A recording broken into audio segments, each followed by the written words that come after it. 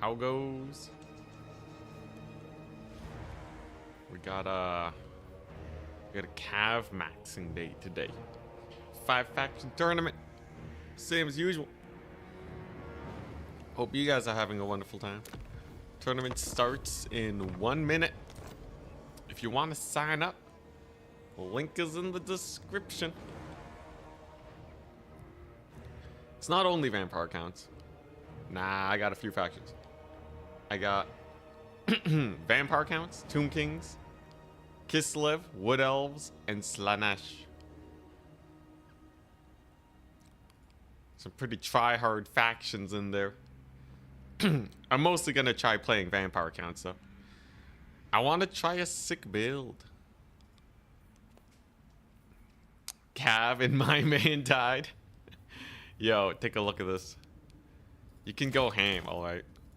I didn't notice Black Knights with lances were so cheap. At 1,050? 72 speed is kind of rough.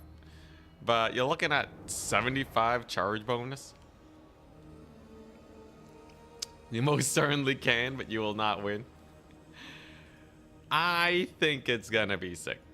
There's no way. There's no way this doesn't go beautifully. Especially because no one's ready for it, right? They take a little bit of range units.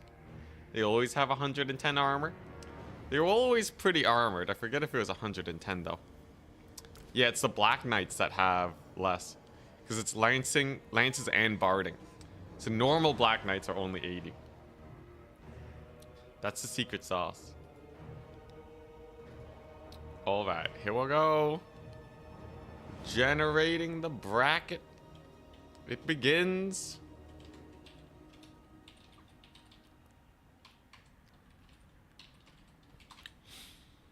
It begins. Alright, we're up against Pontim's Claw. Yo, yo. Yo, there's a new player joining the tournament today, too. I can't wait to see how they do. Alrighty. Zombies only run. Guess they're all zombies. Hey, your Mo. What's up? Let's see here. Oh, I forgot to change the rule set a bit. Ah, crap. I'll do it next time.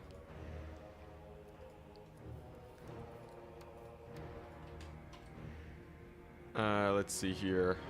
Yeah, the pick and ban system, it's a little weird. It's not the end of the world, but I feel like I could adjust it just slightly. Alright. So, let's see here. So I banned 2 Dark Elves. And... What was it? I banned 2 Dark Elves, and then he...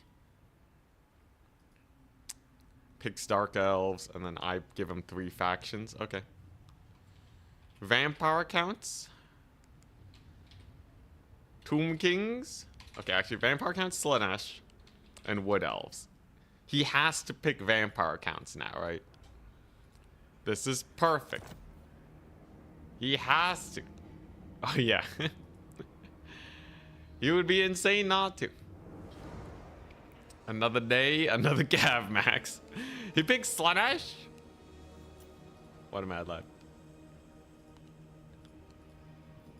Absolute mad lad material. What the crap? Alright, well.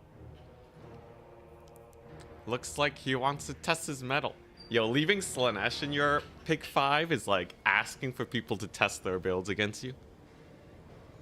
Very exciting indeed. What's the map? So I can't take Seekers or Pavane, by the way. That actually does balance out Slaanesh a little bit. Max Cav Corn? Nah, Corn's Cav is in a garbage tier of their own, man. You can Cav Max Corn is like 3 Cav units. Alright. So, Slaanesh versus Dark Elves. On a Ragnarok Lair, I have Strider. There's no way. I'd rather be a chicken than a dead man. Decay. Phantasmagoria. Let me see. So it's either Shadows or Lore of Slaanesh. Those are our only options till the DLC, probably. Melkoth's is the boring option. Enfeebling Foe, Withering, Pendulum, Occam's Mind Razor. The Slaanesh... Okay, there's Acquiescence, which is a slow. There's Hysterical Frenzy, which is a crazy melee attack boost. There's... Slicing Shards, which is a nasty AoE. Phantasmagoria is real weird. 14 Winds of Magic. I don't think it chases the unit you cast it on, like... That of Amtalk. So, we'll have to see. I don't know, man. I don't know. What even magic is there when you can't pavane? Vampire Knights, do they use zombie horses or vampire horses? Definitely not vampire horses. I don't think they're giving the kiss of vampirism to their horses. That would be pretty jokes, though. Phantasmagoria Slicing Shards combo. Yeah, it only costs 26 Winds of Magic to like half kill a unit. I'll take it. Honestly, if you look at Buna, it's not that different. The hardest part is actually landing Phantasmagoria, though. It is a little hard to land. You can just do Seductive Glory Slicing Shards. I feel like that is if you're gonna do a weird combo, that one's definitely the much more exciting combo, ain't it? Most definitely.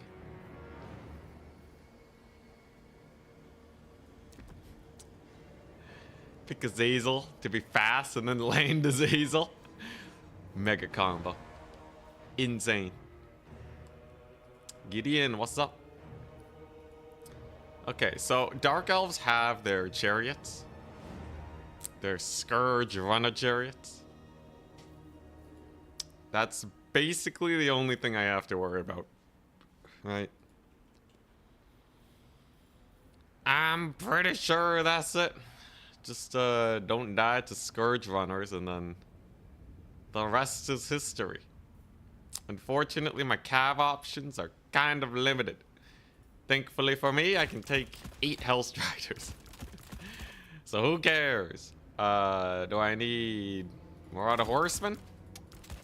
Probably, because they'll have they have those flying skirmishers they can take. Or I could just take Furies. I guess Furies are just fine.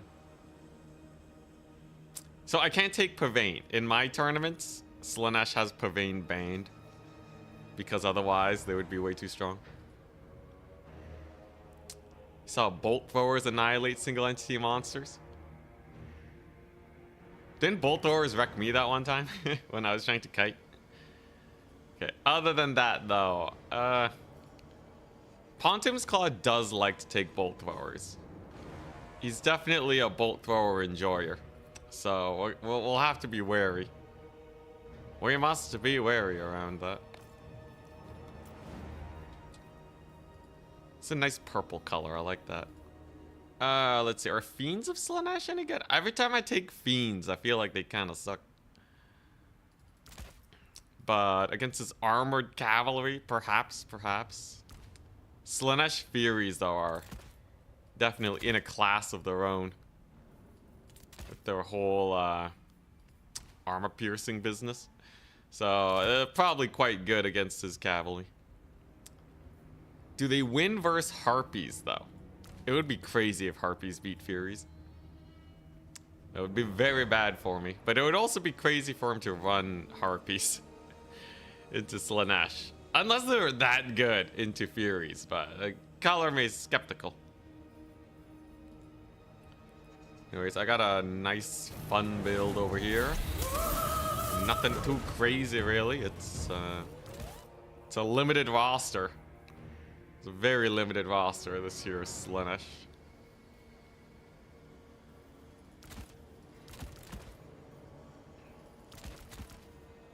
And okay, I definitely want to have one of those just to see. And then I can take 2 of these.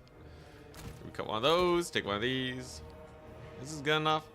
This is probably good enough. All right, let's do it. One Ragnarok Lair. What's the worst that can happen? This is a pretty good map for Slaanesh. A shot glass. Thank you for the prime sub. Take my prime, good sir. Thank you.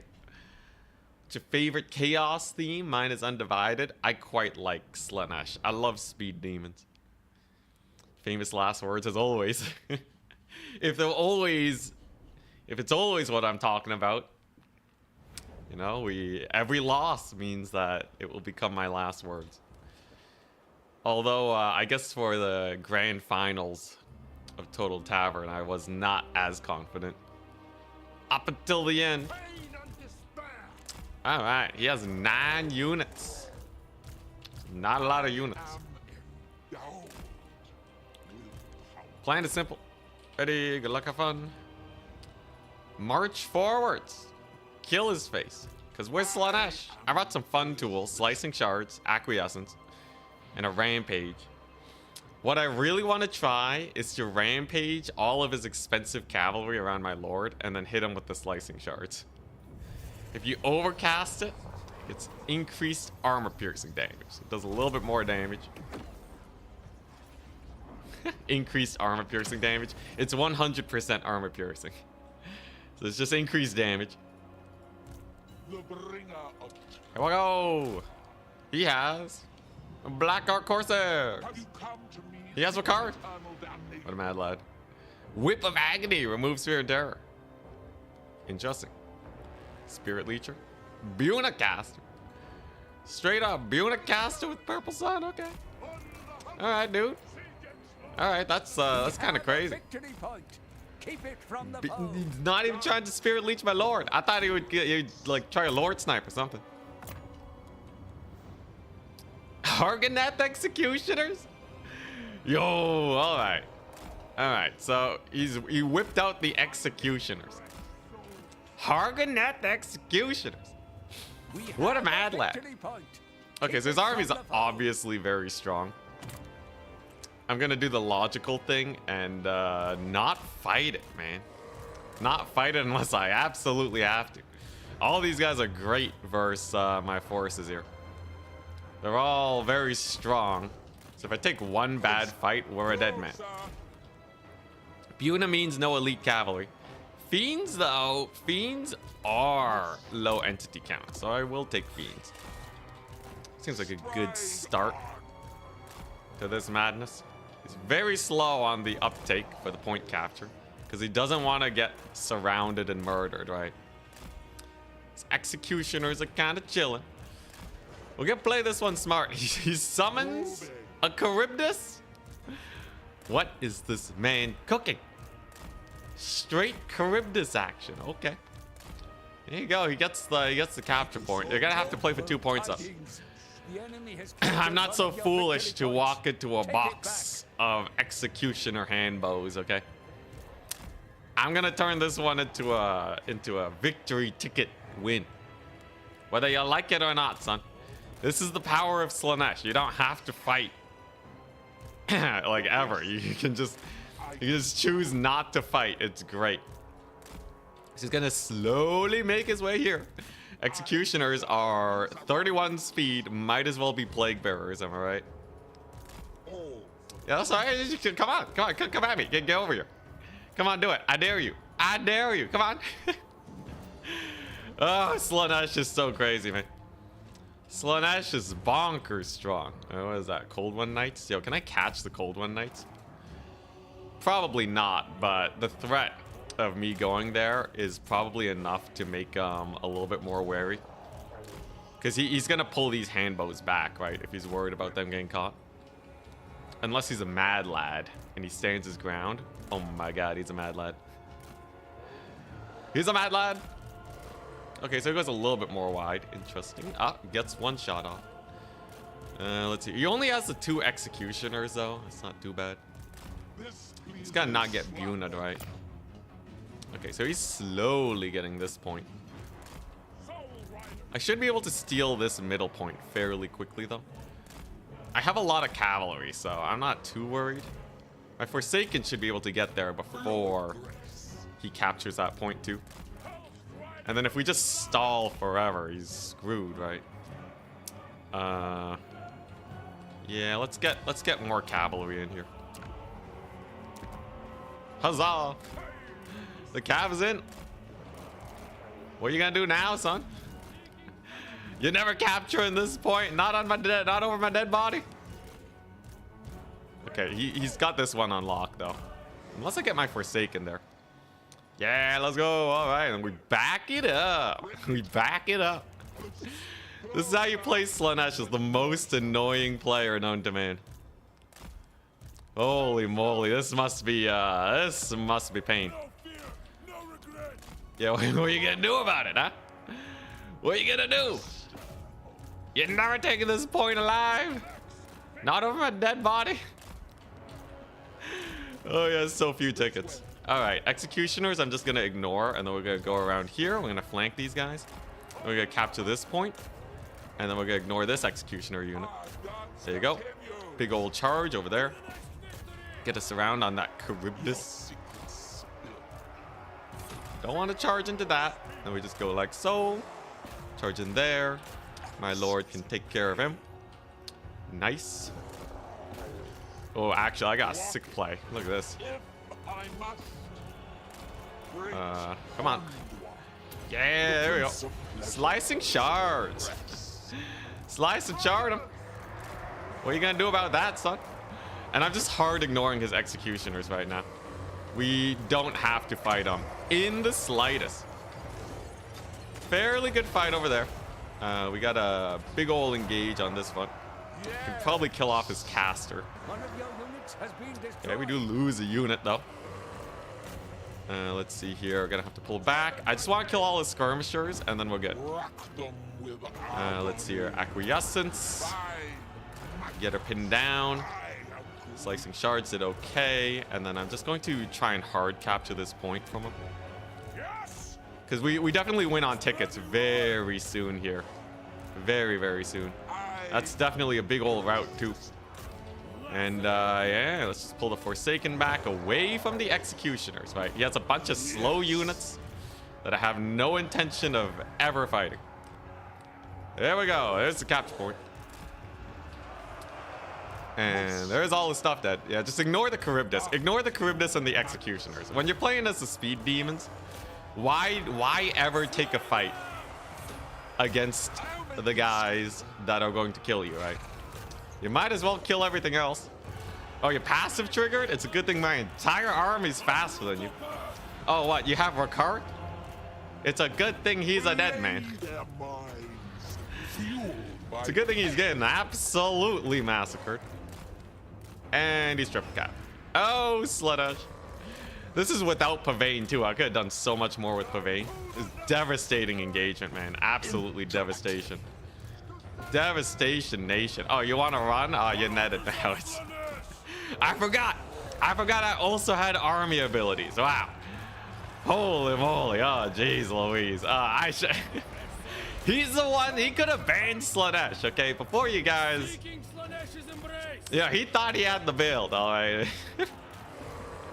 Oh, God. I could have fought the executioners. I probably could have killed them, too. Oh, these poor executioners, though. They really could not find a good fight. There goes Ricard. Holy crap. Oh, God.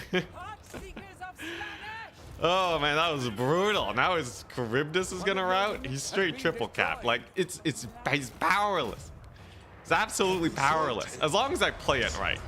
I think a lesser player, if they decide to attack too early, they can just get mulched by the power of the skirmishers and such, right? Like, your cavalry can't just fight the skirmishers in a normal engagement. Especially not with all of those boys just chilling, right? The executioners just hanging about. But yeah, with a little bit of denial, he's a bit of boned. Oh, this is just Dark Rider. I like barely use my magic. He's not escaping this, by the way. They're gonna be overkilled quite hard. Alright, yeah, that was a little overkill. There we go. And then I chase off his Charybdis. Can't heal anyways, should be fine. And then we go for his caster. Let's rampage that lady. Give myself perfect vigor on my lord so that they absolutely will never die. And then we're done. And the Slaanesh DLC is on the way, yeah. You know, as long as they nerf Slaanesh in the right ways. So, the biggest problem with Slaanesh is that they're really weak in land battle. So what you end up having happen is that the people in land battle don't really want to see Slaanesh get nerfed. Because they're so weak, they actually are almost garbage tier, according to some. And yeah, like you have to find like a good situation, right? But like there's gonna be pushback regardless if you don't figure things out just right. So yeah, it's kind of a we'll have to see type situation. We just pull back over here. Goodbye, Doomfire Warlocks. It was nice knowing you. Hey, don't you dare escape that. Oh dang, they escaped it. Ah, I whiffed. I made them dodge. I'm a fool. Yeah, but like really, it's just their mobility needs to be a little bit weaker and their infantry could be a little bit stronger, and then that's probably fine. Even their infantry is kind of strong, but like, you know, they need tools to break boxes because they don't have a lot of ranged. Give them a ranged unit, Slaanesh will be fine in land battle. Like a proper ranged unit. If you gotta go with the vampire count strategy, make the Mortis engine better. The solution in my head is fairly simple, but you know, we can always be wrong. Okay, so Slaanesh dumpsters Dark Elves. Who would have guessed? Why would they be garbage besides having to break box armies? Well, if you're going to exclude the entire reason why they're garbage, then I guess they're not garbage, right? In domination, they're clearly OP. But no, literally in land battle, if you hard box against Slaanesh, and you kind of see it in domination too, if their infantry struggle in the frontline fight, they have a much harder time winning the game because they can't get their flanks on. You've been cooking something for Wood Elves? Ooh, alright. What is it? But yeah, no, literally boxes is what screws them over. Because they have their only real infantry are armored infantry. And there's a lot of dedicated anti-armor guys. Like these executioners, if I couldn't just ignore them, what am I to do? Right? Because like, I couldn't act, like even when I was ignoring them, this guy still got 800 value, right? Almost 900. So what you end up seeing is people just go for like filthy boxes against Slaanesh. And even if they know it's coming, they just don't have the tools to beat it. Give them that, nerf their cavalry a bit, and you're fine. And get the Pavane out of there.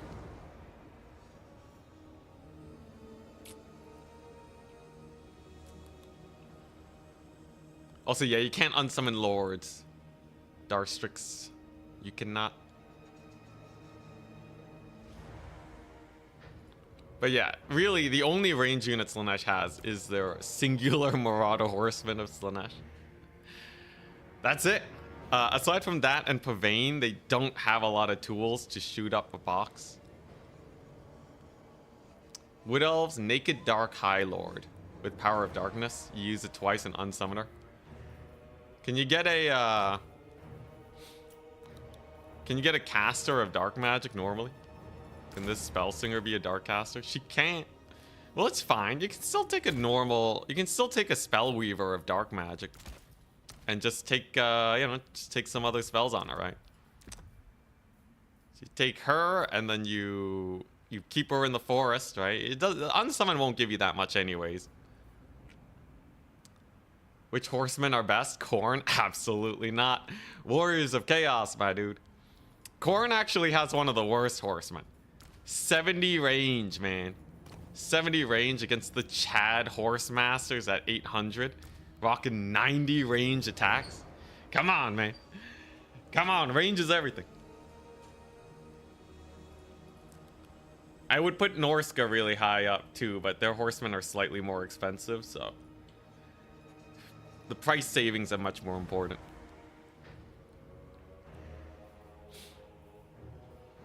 Do many people play multiplayer? How big is the player pool? It's not that big, but it's big enough to get tournaments like whenever you want.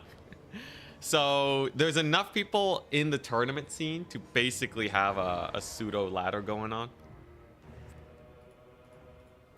I can host a tournament at almost any time of the day after I wake up, and I'll get like a solid, like what? For a solid, like at least 12 people signed up for the tournament. You can go up to 20. Like a little while ago, it was like 20. Hey, Clock Monkey, what's up? Yeah, you can get like as high as 20. Turin hosts tournaments at like 30.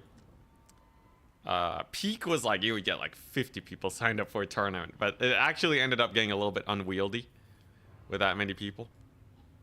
But yeah, it's enough people for it to be playable, but it's not like a massive pool. You see a lot of the same faces. Horse masters seem a bit accurate compared to the rest. So horse masters actually, they use javelins just like Marauder horsemen, and the further range means that they like they'll shoot more direct, I guess. I don't know how to describe it, but like yeah, like the axe throwers suck because they shoot in a really wide arc. Their projectile speed is slow. Horse masters are amazing.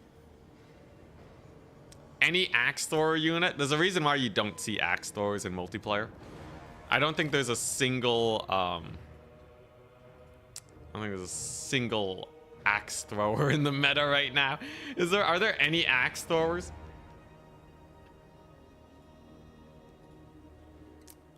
Maybe I should maybe I should message.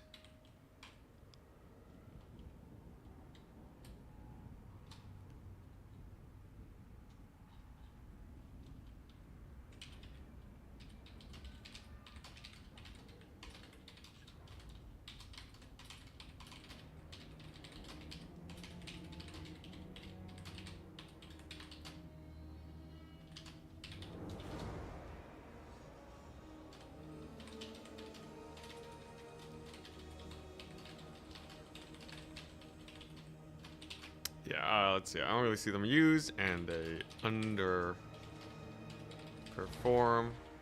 compared to javelin and X-bow units. They underperform compared to javelin and crossbow units, or crossbow variants. Yeah.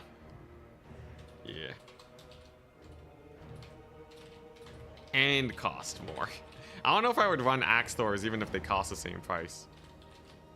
I don't know if I'd run them even at the same price.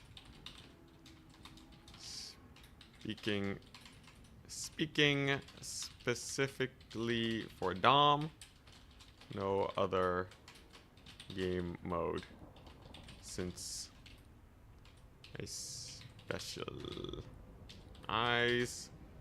with Dom. All right, there we go. Axe throwers versus Thunderbarge. Say what? Axe throwers for Nurgle because they have to. Yeah, it's rough. Although at least they're kind of reasonably costed.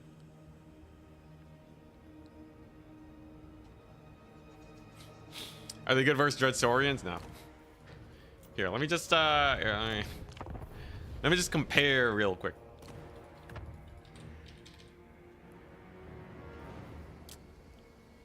Troll Country Quest Battle. So let's say you're playing Warriors of Chaos.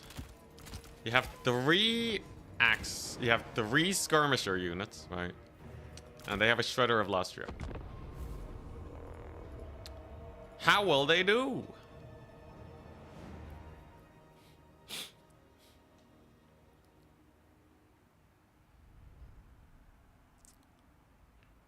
CA should release a free version of Warhammer that is only multiplayer and skirmish. That'd be real interesting. It's kind of like how StarCraft does it, right? They have their multiplayer is free and the campaign you have to buy it. It's pretty cool, but I don't think CA is like really that into the multiplayer scene. All right. So we'll just let them shoot for a bit, see how it goes. Saurian is attacking these guys. He's kind of splitting damage between the two. But, you know, if we just sit and right-click, this thing has 120 armor, which is quite a bit. Who will perform better? Who will perform better? Let's take a look. Marauder Horsemaster, 600 gold value. Marauder Horseman, 600 gold value. Not disrupted by the Saurian, though. Axe Throwers, 1,200. Honestly, not too bad. I guess they do pretty good. The problem is that they do have to be quite a bit closer, though, right? Let me restart. See how much closer they have to get. That's actually a good amount more. I stand corrected. That's like a double the damage. Let's go over here. How much closer do they have to be, though? If they can actually keep shooting even at a further range, that's not bad. I might even consider them against the Saurian. So if we put them side by side, how much closer do they have to be? Okay, yeah. So this is the bigger problem, right? It's the range difference. So they can get twice as much value, but they have to be about this much closer. Not useless though, right? So in a situation where they don't have a lot contesting them, probably do want to get them, right? You probably do want to get your axe throwers going. This is against 120 armor. They don't have shield breaker, by the way. Just the infantry. Yeah. So that's going to hurt them a bit more. So more or less, the question is, are they going to be uncontested? Right. I might take them versus vampire counts. Yeah, how do they do versus the counts then? Now I'm wondering. Axe throwers versus vampire counts. What are we looking at? They're also a lot more dodgeable, by the way. Also, we have our next round. We'll test it out later. They are a lot more dodgeable. This is a vacuum situation where, you know, it's a giant target that's not moving. Javelins would have an easier time hitting. But, you know, in a situation where they're uncontested, definitely something to consider. Holy crap.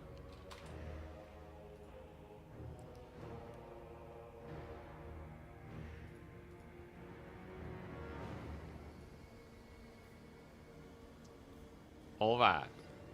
Yeah, their throwing arcs are kind of wacky. They're really bad at anti-air. So they'd be really bad versus pterodons. But specifically, if you just need a guy, deal damage to a Shredder of Lustria, maybe you take a 1-of in reserve. Do they have less ammunition? Oh, crap. Do they have less ammunition? Warriors of Chaos. Less ammunition is a death sentence. You can't afford to have them. 12 ammo! Oh, God. All right. Well, still, if you're shooting at armor, it'll still be worth it. If you're shooting at like 100 armor plus, I'd probably still go for it. That's kind of rough though. Yo.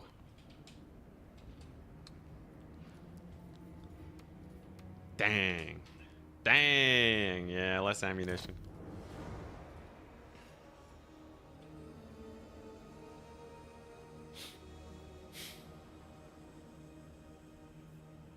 So we're up against attack speed enjoyer. Who we gonna see? Map is Dunes of Cain. Very fun map. Wood Elves, Beastmen, and Nurgle. When you go for a triple faction like that, there's a high incentive to just ban the other two factions, right? Yeah, you just always ban the other two factions. It's a bit of a weird thing about this format. So if you want to guarantee a faction, that will basically be the only faction you can play.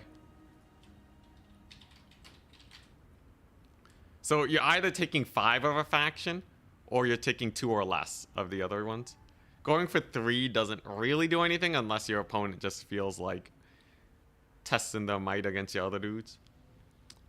So he's playing Wood Elves. Vampire counts versus Wood Elves? Maybe actually. I kind of want to test it out. Tomb Kings are really good versus Wood Elves, so I'll assume he'll ban that. Although I'm sure he has some secret tech that'll do well. Kislev versus Wood Elves is weird. I think I wouldn't like that very much. Okay, yeah. Counts Tomb King Slaanesh. Come on, take the bait, man. Just take the bait. I want to play Vampire Counts. Oh crap! I didn't. Oh, well, he's playing Wood Elf, so I don't want to play the mirror, right? I still gotta try with that Wood Elf build with the magic spam. Next DLC has High Elves. That's what people are predicting based on the lore tea leaves. The Slaanesh character has ties to High Elf society because they were a High Elf. God dang it! Everyone wants to play versus Slaanesh. Come on! Everybody wants to play versus Slaanesh. All right. It's Wood Elves versus Slaanesh then. I'm gonna go insane. I'll take it though. I'll take it. Free win's a free win, but I guess he can Lord Snipe really hard. Are you good with the Dark Elves? I would say I'm good, but not amazing. I can pilot them. They're fairly straightforward to play. I think they're just a little bit of a weaker faction. Slaanesh approves of this masochism by them. Everyone wants to try their hand at Slaanesh.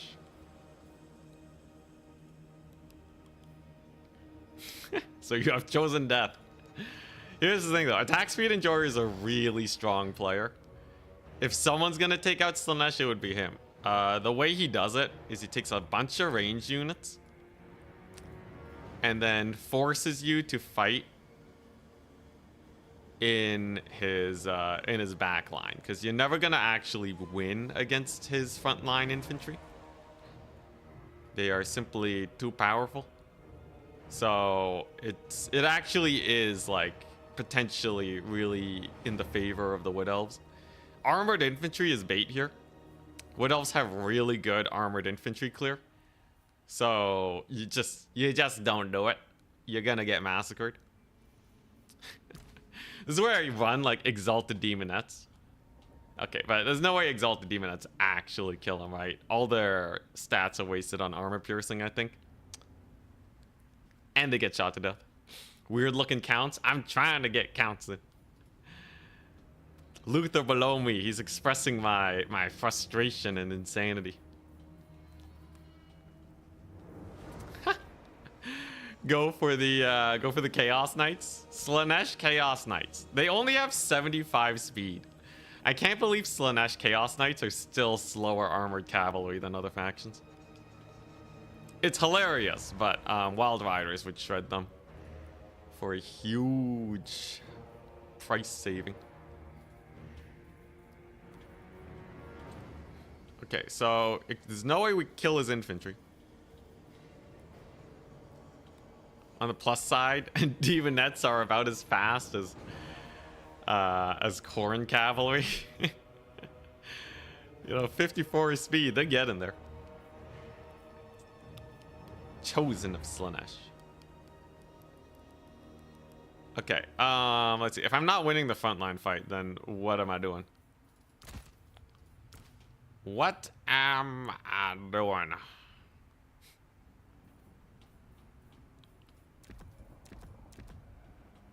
God, these cultists are expensive.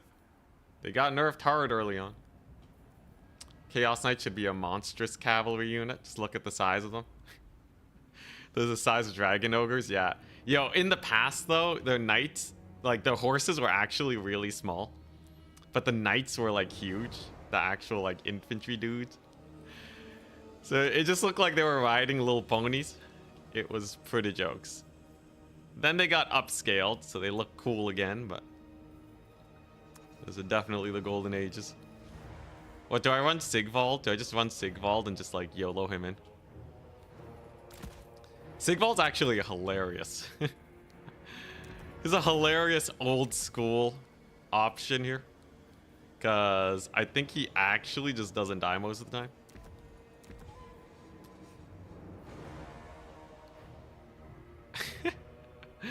Is Sigvald actually an insane... Is he actually an insanely good pick here? He might be. He might be. I don't know. Well, we'll see. We'll see. Magic-wise, though, I gotta be careful. Can't even shoot him to death. Yeah. You need, like, armor-piercing shots. Or you need, like, really strong cycle charge. There are some anti-infantry guys that can probably cut him up pretty bad. But overall, I think Siggy is pretty spooky.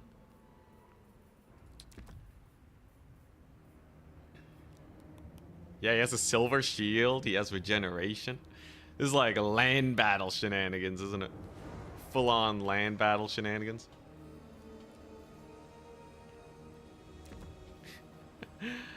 Oh, man. Okay, you know, there's a bunch of weird stuff I can take here. There's a bunch of really weird stuff I can take.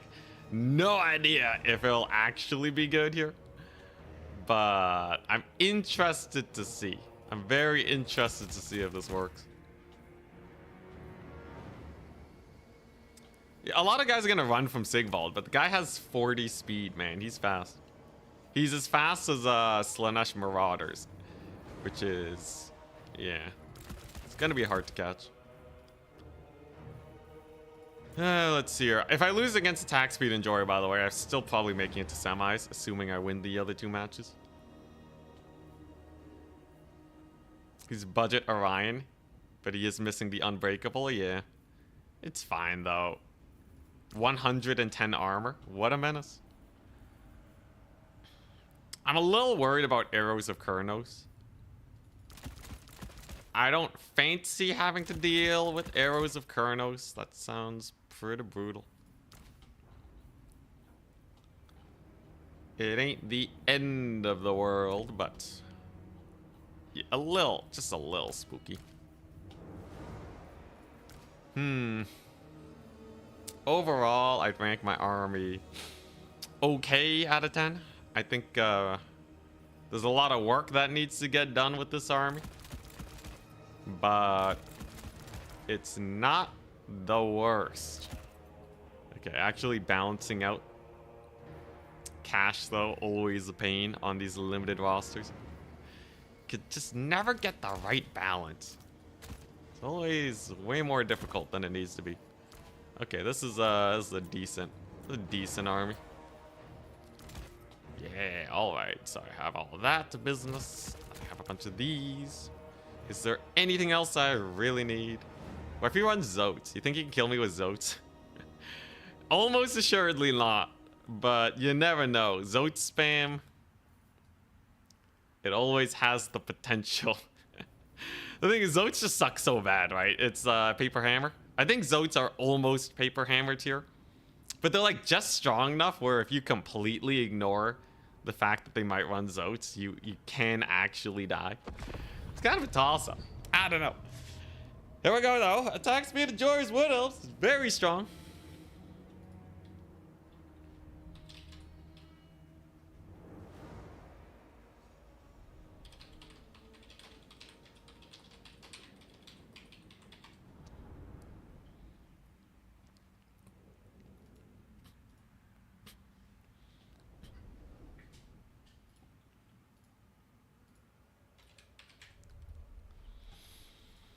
All right, Zotes of Goats. Is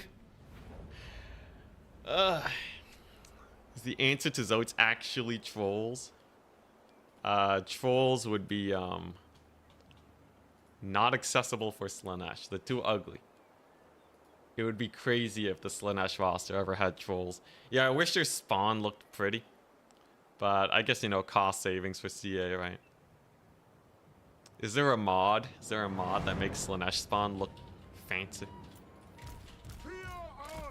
Alright. So, plan is simple here. I have a whack load of infantry. Just don't get Arrows of Kurnos, and I'll be mostly fine. We're gonna ignore him a lot of the time and use Siggy to get work done. Ready. We're gonna see how hard we can go with Sigvald. I decked him out pretty hard. Slippery plus his minus melee attack aura should make him pretty strong. Your mother was a troll. I mean, she's not a Slaanesh worshipper. Or if she was, Slaanesh was not listening. All right, here we go. Here we go. Yeah, unique models would be great. He's ready. Whoa there, buddy. Cav Max Darthu. I see. So yeah, Sisters of Thorn here. Up the wazoo. Alright. Interesting, interesting. Yeah, so he's just he just wants to full kite me. Alright. Sisters of Thorn are expensive though. Malkoths will be painful. I don't want him to cycle charge me too hard though. We gotta consolidate here. So in a situation where you're getting kited, what do you want to do? Probably spam Malkoth. Get your skirmish cavalry in. Forsaken should uptrade into these guys fairly well. And Sigvald can just ignore them, right? As long as Darthu doesn't catch him, he's fine. What's the speed diff? 90, 85. It's poison. A little rough. Oh, actually, wait. I think we can catch these ones. It's kind of a toss-up, though. And they're slowed. Nice. Okay, that's actually not too bad. Siggy can start getting his work done in the distance. We caught one Sisters of Thorn. That's nice. But here come the Wild Riders. So I'm just going to need a cav spam at that. It's a good thing I have a lot of cavalry. Has a couple Dryads over here. Not a big deal. His cavalry are getting brutalized pretty hard. Sigvald just needs to get on the point as fast as he can. Can we kill these guys? It appears it's going to be a bit of a tussle. A lot of Forsaken are gonna have to die, most likely. And Darthu is just gonna be a pain in the butt. However, I can most definitely get some easy peasy surrounds on the distance here. My infantry are doing fine. Let's see if we can catch these guys. I gotta make sure he doesn't just summon cavalry on me though. I don't think I can go into the far back line fight. That just seems painful. He actually surrounds himself. That's kind of brutal for him. Alright, I'll take that. Okay, pretty good over there. We got a decent surround. Nice. These, yeah, that was a huge trade from my end. And here come the flyers to bully him up. Darthu can only get so much work done. Here come more Furies too. They're spooky. Alright, he has a Waystalker, but he's not really doing that much. Those guys are wasting their ammunition on Sigvald too, which is pretty good for me. Sisters of Thorn though, doing pretty good in the distance. Alright, and he summons in some Dryads. Honestly, the Dryads are not a big deal. I can more or less just ignore them. Value trading's actually really close right now, but the fact that he summoned Dryads means they're probably not going to have a lot of support here for these Sisters of Thorn. And if I just give them a fat surround, they should die. Over here, that cavalry unit's dying. Nice. Furies for these skirmishers. And then once I have this capture point, then we should be fine. Flock of Doom's gonna be painful. Not much we can do about that. I can capture his point though. And yeah, he's starting to run out of units, right? Slaanesh is one of the hardest factions to kite. It's just gonna be difficult. And the fact that he summoned in Dryads instead of cavalry really puts him on the back foot now in terms of mobility. The Malkoths are gonna be rather painful for all of his guys. So they're gone. Siggy just needs to stay on the point. There's the capture, and Darthu's also really expensive. I don't know how I feel about him. It's gonna be difficult. Yeah, I don't know. I think it's almost like Slaanesh is OP. I didn't even have the right army for him. I didn't even have like the perfect army. I guess he didn't have the perfect army for me either, but yeah, there goes his cavalry. Furies are also magic damage. And I can just ignore the Dryads, right? kill off his Waystalker, so no more Arrows of Kurnos shenanigans. Kind of gets a botched cast over there. I can start desummoning my Hellstriders for better results. Once they're back, they'll get a lot of work done. Alright, there you go. Fury's doing great. Sigvald's captured the point. I love Sigvald just chilling. Sigvald's having a great time. He's just sitting back, relaxing. Not a care in the world. I don't need to waste my Malkoths on a half-dead unit or on a mostly dead unit of cavalry. That just seems like a waste. Yeah, he's just spamming Dryads now. Okay, all right, I dig it. Well, that means I have a huge mobility advantage. So instead of actually winning by capture points, we can win just by out-trading him. He's gone very hard on the thingamajigs there. Okay, those guys should just die. Sigvald versus Durthu is a little bit of a toss-up. We'll have to see how that pans out. But yeah, I just got a value trade. In no way do I have to worry about tickets here. The ticket situation is totally fine. I can just kill off these Dryads like no one's business. Get him, Siggy. Oh, wow, he got the desummon. Crazy. All right, so we'll leave one Fury there to counter any cavalry that comes on in. Sigvald's gonna bully Durthu, as he is wont to do. And just a little bit of value trading, and we should have this one.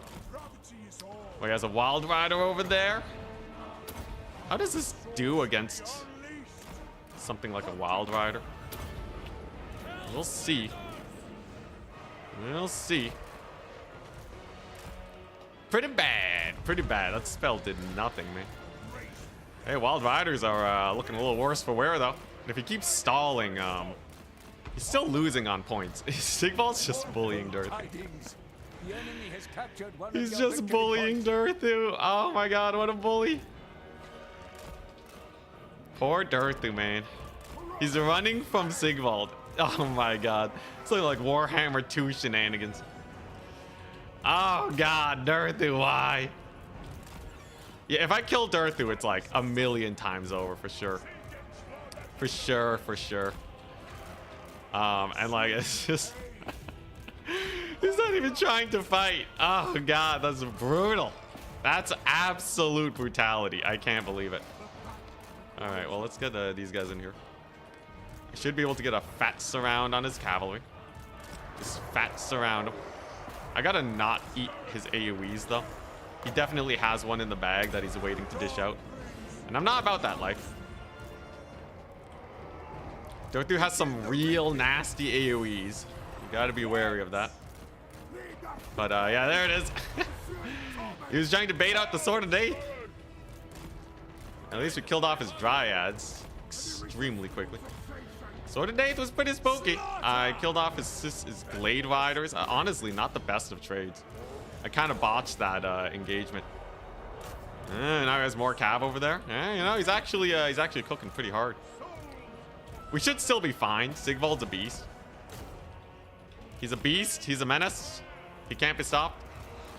You know what can be stopped, though? His cavalry. His cavalry absolutely can be stopped. So we're just gonna do that. It's a 15-second net. It's way better than that janky AoE net.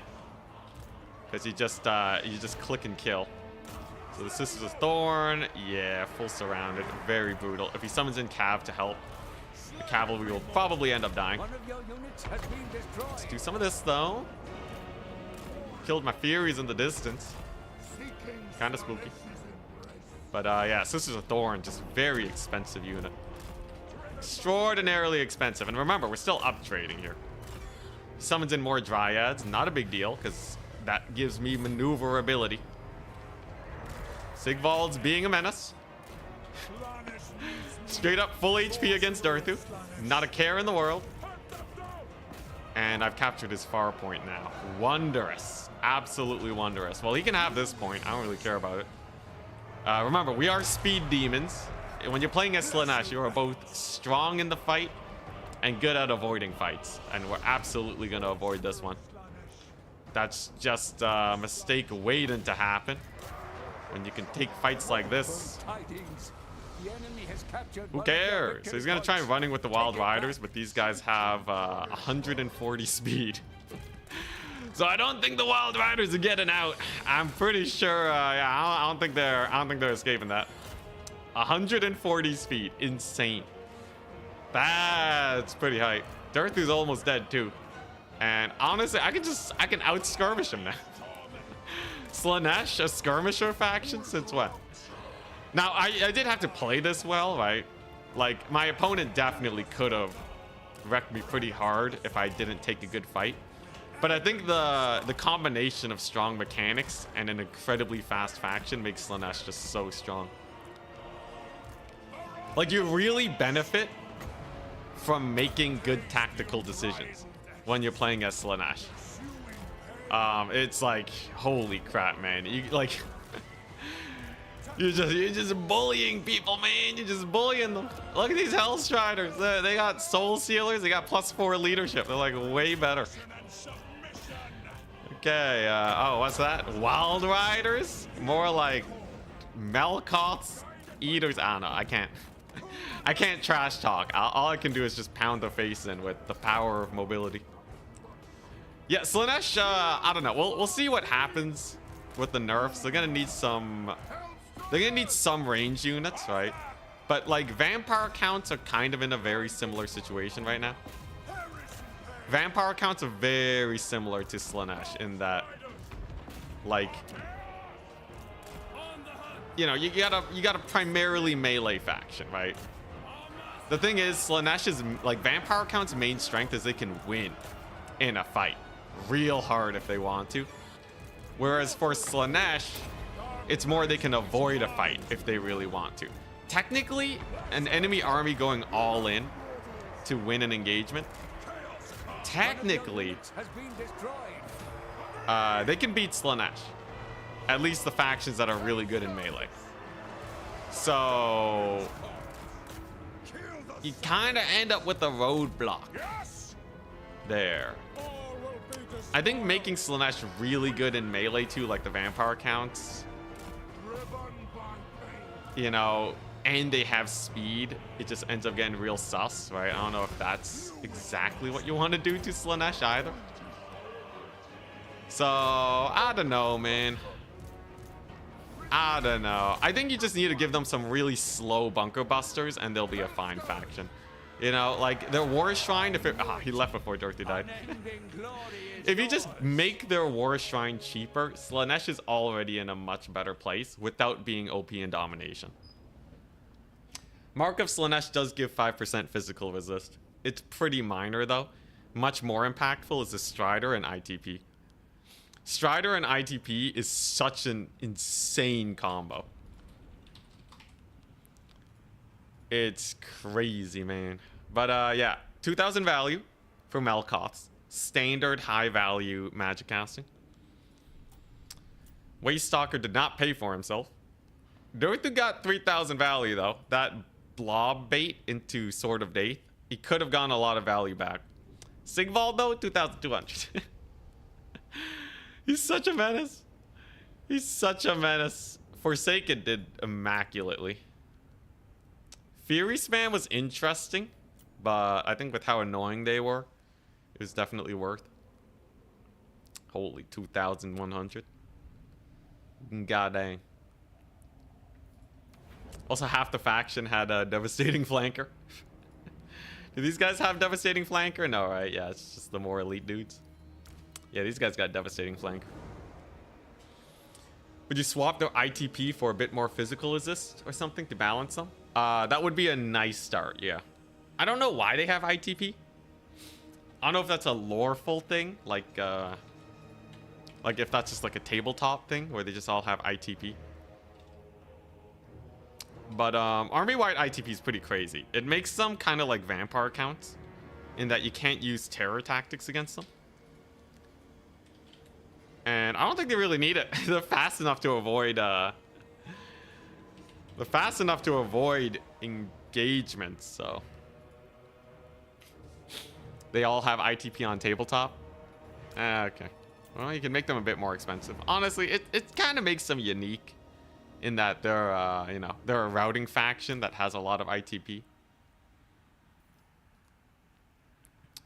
Honestly, you can balance them and keep the ITP. If they had it on tabletop, you know, why not?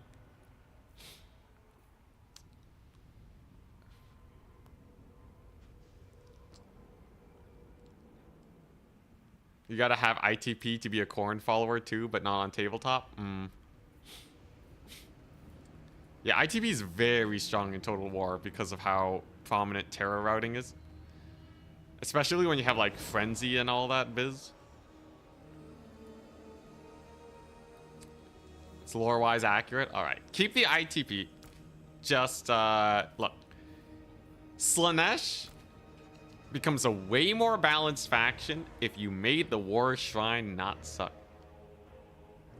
It's that simple. War Shrine and Chariots are your main bunker busting tools. The moment these are weaker, everything else can be nerfed because right now they're really strong to compensate for that weakness. And while I like hard counters, currently it's not working.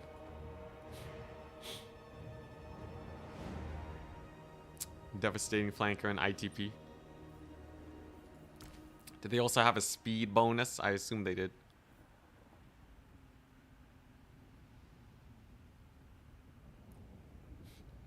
Jeez, Ethan. Jeez, that's some strong wording, man. What'd they do to you? Slaanesh units have high HP stats with their physical resist if you compare them to Wood Elves. No, Wood Elves are just really low HP. Wood Elves just have low HP infantry. It's that simple. They could use a little bit of a buff there. Does the shrine suck? So let me compare the shrine to the Mortis engine real quick. Shrine costs 1,300. Has a Mortis engine that does 12 to 24, and you have to build it up to get its power. Also has a leadership buff, and has 11,000 HP, 43 speed. Look at the Vampire Counts variant, the Mortis engine. It is faster than the Shrine. It has regeneration, but most importantly, its aura of damage is higher than the Slaanesh version. So it does more damage, it gives you power recharge, and also it heals your units and gives them magic attacks in an aura. It's the same price. It causes terror. This thing causes fear. But I guess it has encourage. I guess it boosts leadership. Did I mention the model is actually easier to shoot too? Oh boy. Not even close, man. Not even close. The Mortis engine is a million times better than the War Shrine. Technically, it has a bit more HP, but its weakness to getting shot and its slower speed, like, you know, you lose out on that 4,000 HP. Not to mention the healing too, right? The healing is just huge. Healing and regeneration is massive. Okay, it's massive. And it's a better Mortis engine. It starts with higher damage than the maximum that the Slaanesh one can get. It's just bad. And people don't even run Mortis engines all the time. You know, sometimes people are like, maybe I'd rather have some other units. So the Mortis engine isn't even OP. At goblins. Now, it shouldn't be as good as the Mortis engine. That's kind of the Vampire Counts thing, right? But, like, you know, make it cheaper and make it, like, a little comparable or something. I don't know. But, like, you kind of need a bunker box breaking unit. Otherwise,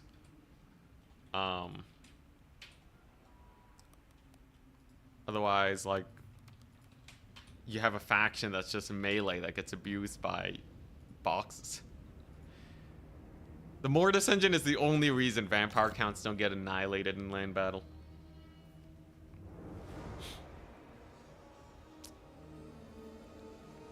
How much was the shrine again? I think it's 1,300. It is slightly cheaper, all right. You save 100 doubloons on that. He's 5x Warriors of Chaos. All right.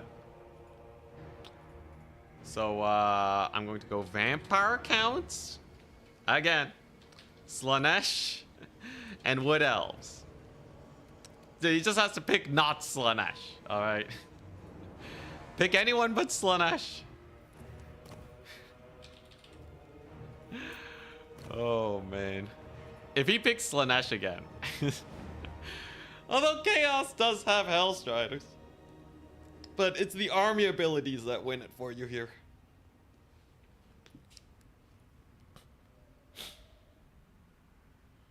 I'll pay the extra 100 if I had the choice. Yeah, right. If only they were quicker to power up, I think they would be decent. Yeah, shrines also take a really long time to max out. I feel like shrines, they could have their full charge with like the exception of the Tzeentch shrine. And it'd probably be fine, man. I think most of the shrines could use a full buff. Like the Khorne, the Slaanesh, and the Nurgle shrine. All of them are really expensive. They're really expensive. So, like, you can make them way cheaper. And they're cheap, but they can build up into something that's scary. That's interesting.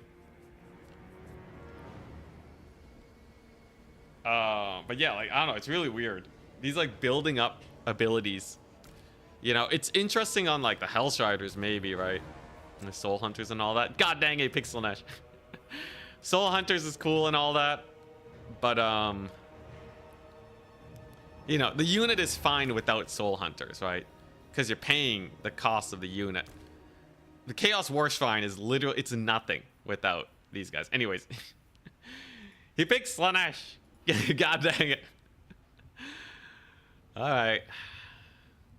It's just becoming a Slaanesh stream. It's just becoming a Slaanesh. It's just like, this is the whole like, why do we ban Slaanesh stream? All over again. You need a hotter model.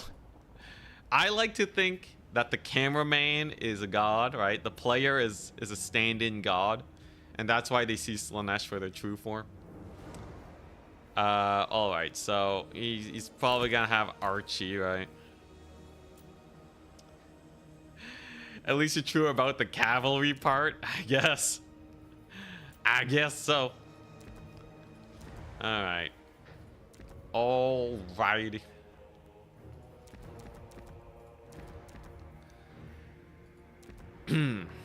Man-tied Slaanesh. This is opposite Slaanesh day. Just go full-on man-tied. You know, if he brings Forsaken, Chaos Warriors should actually be not bad. Aspiring Champions, though, will give Chaos Warriors a bit of a beatdown.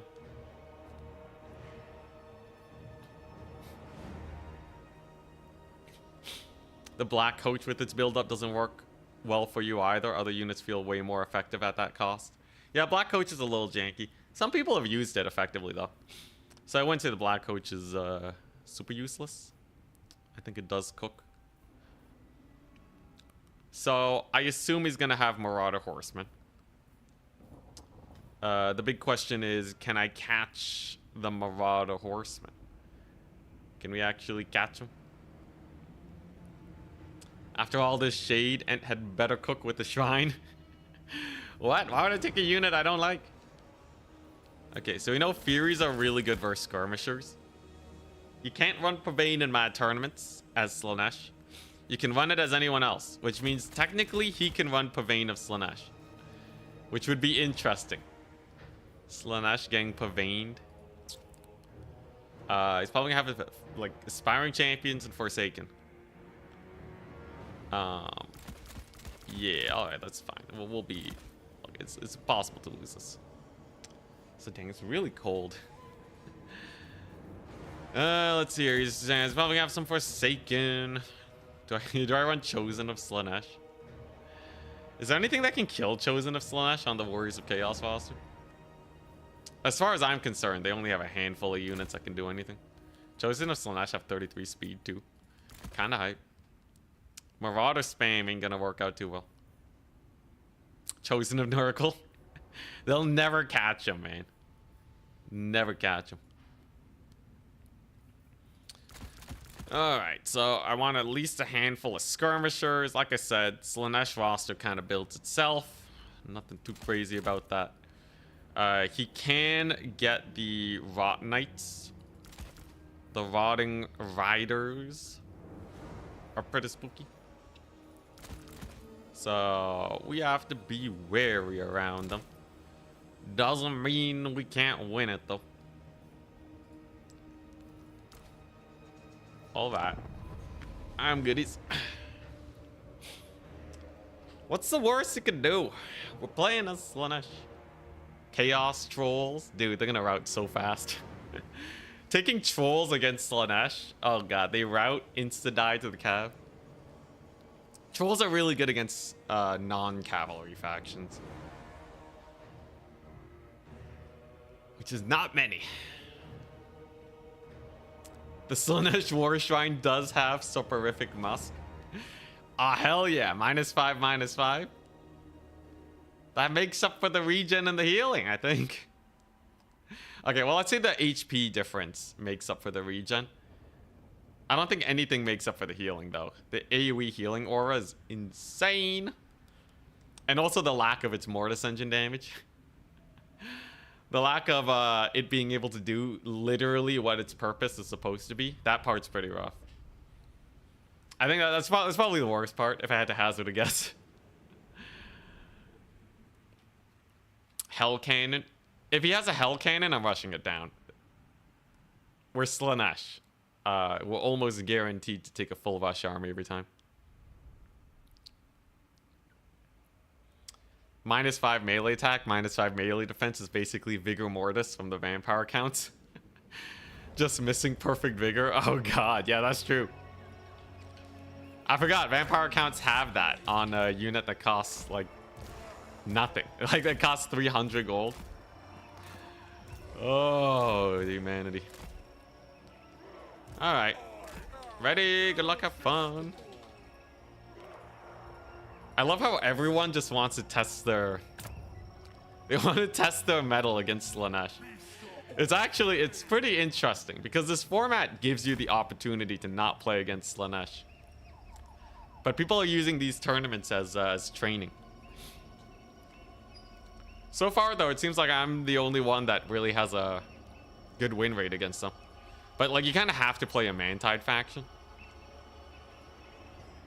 You need to win the... You need to have enough of a win on the infantry fight. And then you have to play real carefully. They don't get surrounded. It's also rough because this is a very strong faction in, like, my perfect play style. So it's very similar to when Vampire Coast was in its prime. It suited my playstyle perfectly, and it was powerful. And the combination of the two did really well, but enough hyping myself up. Let's see what his build is.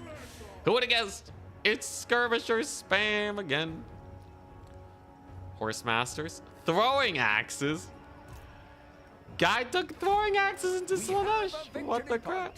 Keep it from the foe. Hell Cannon. Well, there's no way he's defending that thing. Archaon with the Spirit Leech. Oh, okay, we'll back it up then. Interesting. Interesting. So he does have a Hell Cannon. He does have a lot of horsemen. The throwing axes is definitely the spiciest part. I'm just gonna march on that Hell Cannon because I know he can't defend it.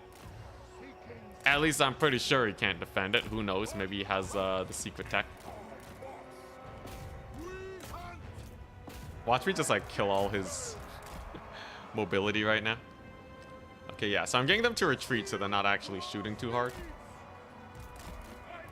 Okay, there we go. We get our fiends in here. He's gonna summon in more Hellstriders. That makes sense. Can he stop the rush though? Like, I'm already almost on top of him. I could even get my Lord in here. Get a rampage and some free charges. Chosen are gonna be in too. That part's gonna be quite spooky. All right, here we go. So if I slow him, I get a speed boost on all of my units. And that means my Lord can now do this. He's going to rampage all of his fools so that they get charged by my Forsaken. And we get an amazing Sandwich engagement over here. where everything just dies because the entire army for him is Marauder Horsemen. The end. My lord will have to be careful though. Archaon's coming. But this is pretty bad for him, right? He just lost an entire Hellstrider unit. He has a Hell Cannon. Yeah, this is pretty bad outside of the fact that my lord got caught by Archie. They're gonna have to be a little careful around him. Probably just gonna have to back it up. Get to safety. Get to safety. There we go. We'll bully those Chaos Warriors. And then I'll pull back my cavalry. Keep them alive. Archaon will not kill my lord, I think. He has a 1 chariot. That's kind of crazy. And he's actually running his skirmishers over here. That's a crazy play. I will say that's a rather insane play. He's running into my backline with his guys. Okay. Well, Archaon's gonna get bullied, and I have chosen of. It's over. It's just over, right? I don't know. I call me crazy, but I think he's a dead man. Outside of possibly a lord pick here. Huh. Net up. Woo, all right, there you go. So I gotta kill Archaon before he spirit leeches my lord to death. That would be the worst case scenario. It is a massacre of his horsemen, so I can probably just resummon my lord. But yeah, this is definitely the time we have to kill Archie. There we go. Some very big hits with my lord. Gets a little bit of a rout. Totally fine, totally fine. The charge bonus helps them out a lot. Yeah, there's another spirit leech. Come on. I just gotta bully the man enough. I just gotta bully him enough to win this. So let's see if we can get a little bit of a rampage in here. There you go. I'll make him unable to target my lord with Archie. He has lost each and every single one of his horsemen. So that's definitely a plus. And it seems like my lord may die, but they killed Archaon on the way out. So it doesn't really matter that they're gonna die. We also have some units routing nearby, which means that they may even live, but it depends on if Archaon lives or dies here. And he's routed. That's brutal. Yeah, that's brutal. I think my lord heals up now. I'm pretty sure they heal up now. Oh god. Oh boy, that's an oopsie doopsies, isn't it? It's almost like they're an OP faction or something. I don't know what to say. Yeah, it's a good call. With like a quarter HP left on my lord, they deleted Archaon with the cycle charge because I had a free net.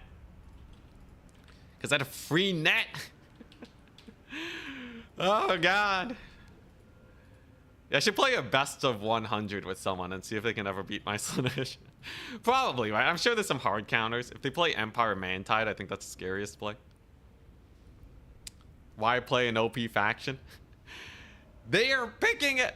I'm throwing in Slaanesh, so they ban Slaanesh. And then I get to play Vampire Counts Cavmax and Meme, okay? I'm giving them the good matchup. Warriors of Chaos versus Vampire Counts is a fine matchup. I dominated it the other day. But no, all right? They're gonna force the Slaanesh pick, okay? And I just happen to be top bracket. So then that means I have to play Slaanesh. I can't stop it, man. I can't end it. You can't unsummon your lord. Yeah, no, you can't. They changed it a while back because it was a little too cheesy. Anyways, yeah. Here's the problem with taking a Hell Cannon and all skirmishers. You die to a rush. Hell Cannon builds are nice if you can defend the Hell Cannon. And if you take 6 skirmishers, you're absolutely not going to defend it against any army that went for full rush. This is why I didn't start with skirmishers, because I knew he might run a Hell Cannon. And it ended up working miraculously. Redeemed a stretch and a hydrate. Thank you. The stream title is a... yeah, it's a title full of lies. Where's the exercise I promised? Isn't it enabled? I thought I enabled that bad boy. Sounds like Viewer someone is corrupted rewards. by the Prince of Pleasure. I mean, power-ups and channel points. Yeah, 15 squats should be there. Yeah, there you go. It's right there. Look, the meaty dangler. Just donate. Oh my gosh, Rocky Balboa. Thank you very much for the 500. Copy. Paste. Yen. Sounds like someone is corrupted by the Prince of Pleasure. Absolutely.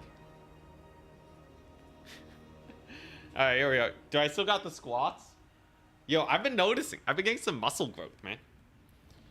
2, 3. I'm like gaining weight again. Yo, look at this. God, I look so skinny on camera. This is. Oh, yeah, look at that definition. You can see. Oh, yeah. God, it still looks pretty skinny. But it's better than before, okay? 4, 5, 6. I've been doing push-ups. I can do 3 diamond push-ups now. 4. Right now, 6, 7, 8, 9, 10. Yoke City. Yeah, I know, right? Yo. Okay, I gotta work on my squats though before I lose out on that. But yeah, it's actually getting there. By the end of the year, I'll be so ripped. I still need to buy heavier weights so I can do it on stream. But I do have a gym nearby, so I can just go to that. For now, I'll work on the squats since that can get me pretty tired pretty fast. Halfway there to being the shredder of Lustria.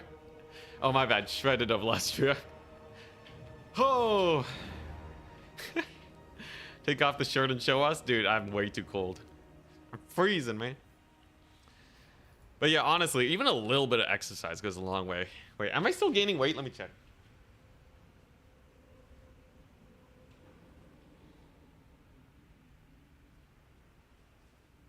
Hell yeah.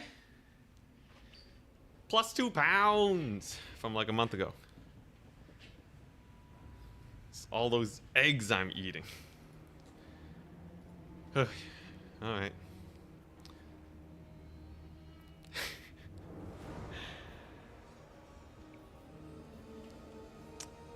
What was this? 3,500 kcals per pound? Dude, I don't even know. I'm like a beginner exerciser, man. I don't know what you're talking about. Kcals. Let's see here. How much is 3,500 kcals in butter? I would need about 4 cups of butter, bro. That's a lot. That's a lot. All right, well, I guess I'm... Goodbye, water. It was nice knowing you. Gonna have to replace this entire cup with butter to get 1 pound? Holy crap.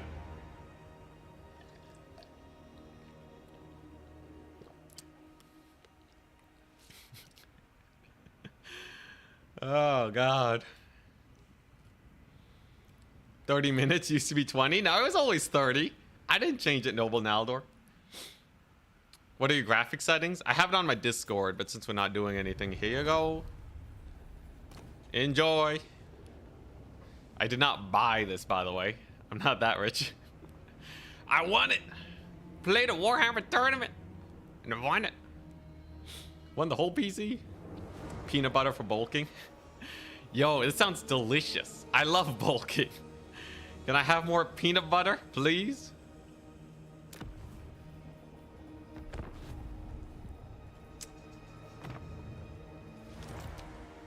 All right. What do I get if I look at your previous streams and I'm right? Okay, 300 push-ups is a lot, man. I wish I could set up a push-up cam, but it's a lot of work. Please tell the PC story. It was the Warhammer 3 launch. So CA got sponsored by Intel to host a tournament for Warhammer where all the content creators would get to play against each other to win an Intel built PC with like an i12 700 or something, the 3080 Ti, right? Like cutting edge PC, more or less. The memory, you know, is only 2 terabytes. Only 2 terabytes. But at that point in time, I was like more of an up and coming creator.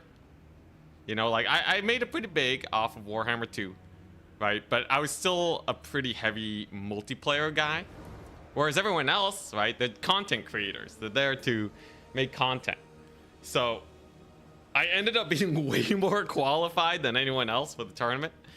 Despite that, though, it was really close. Okori was there, and their ogres were pretty spooky. And I had one game where they were one good play away. Like, they didn't count the victory tickets well enough. And because of that, I barely won by like a few tickets. And then we got to, oh, not 2 terabytes of memory, 2 terabytes of storage. 2 terabytes of memory, holy crap, that would be insane. But yeah, no, ogres were crazy back then. Yeah, but like, yeah, the closest match, I forget if it was versus Okori. I think it might have been another Ogre Kingdoms player. But like, literally, if they had sent one Ogre Bull to a flank point, I would have lost.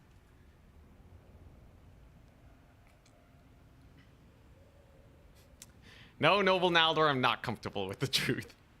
Also, I'm forgetting now if I like changed it after getting tired before. I was like, you know what, I'll make it 30 minutes. And then like, I'm pretty sure if you go far enough back, it will be 20.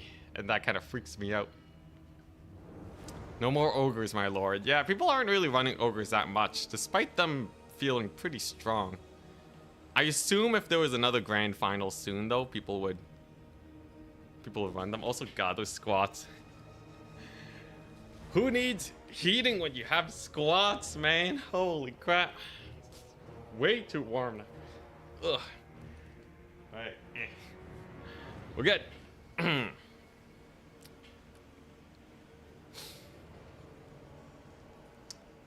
You want me to play ogres? I feel like they're not that good. Okay, well, ogres are weird, man. Ogres are one of those factions that you have to be a main to really know how to play them.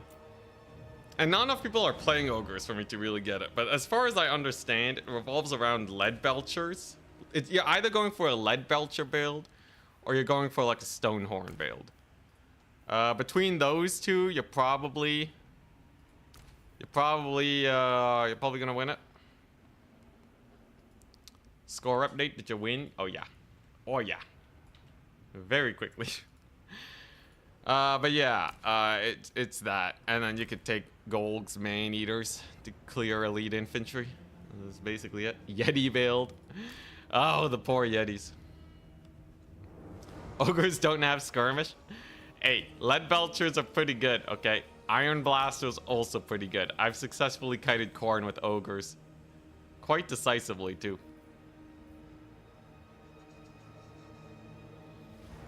Ogres are a fun melee faction. They got a lot of monstrous units. I can see the appeal for sure. Eshin build, ogre Eshin build. All right, let's see if we can construct it. There we go. All right, what do we or do we still have a lot of matches being played? There's still a few matches. Win or lose this last one, I'm guaranteed semis. How did the Cav Max counts go? Everyone keeps fighting my Slaanesh. They ban out all my other factions and I have to play Slaanesh. So far no vampire counts Cav Max. Although it's definitely, I feel like these guys are amazing. 1,050 gold for Black Knight Lance's Barding. Like, compare them to Knights of the Blazing Sun, right? They have more HP, more armor. It's just a little slower, right? But you're saving like 150 gold and they cause fear. And they have Strider. Like, is that not just amazing? Is that, like, that should just be really good, right? It should just be amazing. Yeah, you combine them with like Vargeist. It's indestructible, man. You don't even need infantry. Just change the title, man. Slaanesh wind farming. Oh boy. I should bring back that title format. It's a good one. 120 HP isn't really a lot more. Okay, yeah. You got me there. The 10 armor isn't that much either. The biggest thing is that they're like 10% cheaper. A little more than 10% cheaper, which is huge. Yeah, 120 HP doesn't make a difference when you crumble.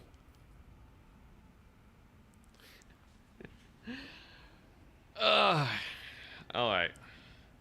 Let's see what this fourth match is going to be. I assume the person who gets 3 wins alongside me will be like, hey, I'm going to make it to the semifinals anyways, right? Why don't I also fight against his Slaanesh? And then we'll play Slaanesh again.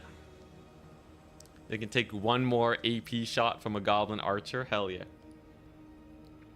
Crumbling sucks in a good way or a bad way. Crumbling's rough in campaign because you're playing for efficiency. Crumbling is super good in multiplayer because you're playing for trades. Honestly, I wouldn't want to balance all 3 game modes. That sounds difficult. Trying to balance single player, domination, and land battles at the same time. Oh god. Swords of Chaos with Knights of the Brazen Throne together. Could they delete stuff with Swords of Chaos buff? Let's see here. So you're saying Knights of the Brazen Throne, right? And these guys, Swords of Chaos, they have Apocalyptic Charge. It's an AoE buff. Alright, can they delete stuff? I'm pretty sure this is, what, 3,000? 3,400?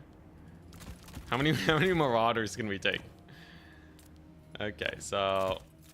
if I had to get the Marauders, an equal amount of Marauders to these guys, it's about 9 Marauder units?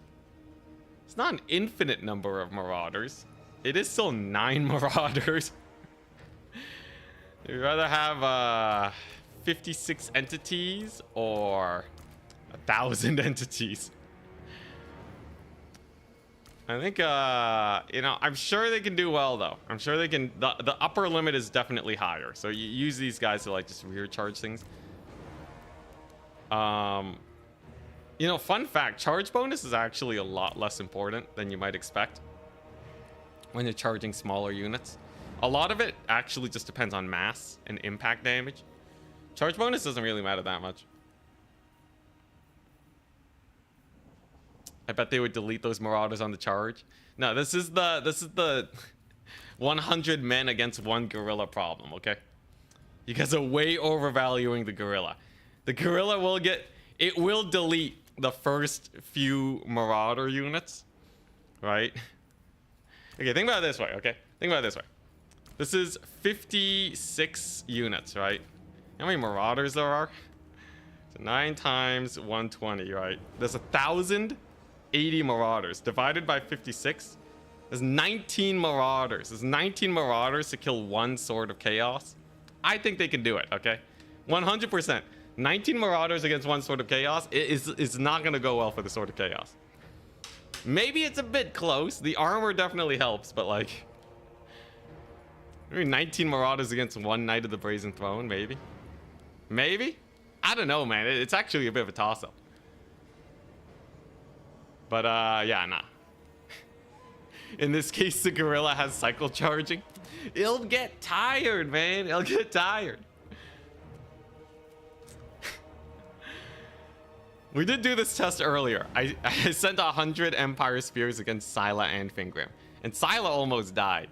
So if Scylla beats 120 Marauders, does 1 Sword of Chaos beat 20? You know, it actually is maybe a toss-up.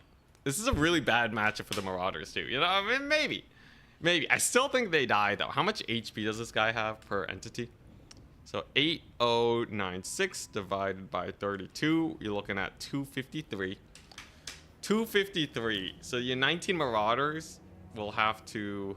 It's 2 attacks per thing. 253. Even the Marauders hit it like... You have to hit it like, what, 20 times maybe? Let's say you have to hit it like 20 times. And then maybe they'll die. That's a lot of armor. So, can the Marauders get in that many hits? 34 melee attack, 52 melee defense. God, it's actually a pretty big toss-up. It's a really big toss-up. Kind of depends on stagger animations. Test it. Alright, fine. Skirmish versus AI. Alright, what is this? Unit caps off.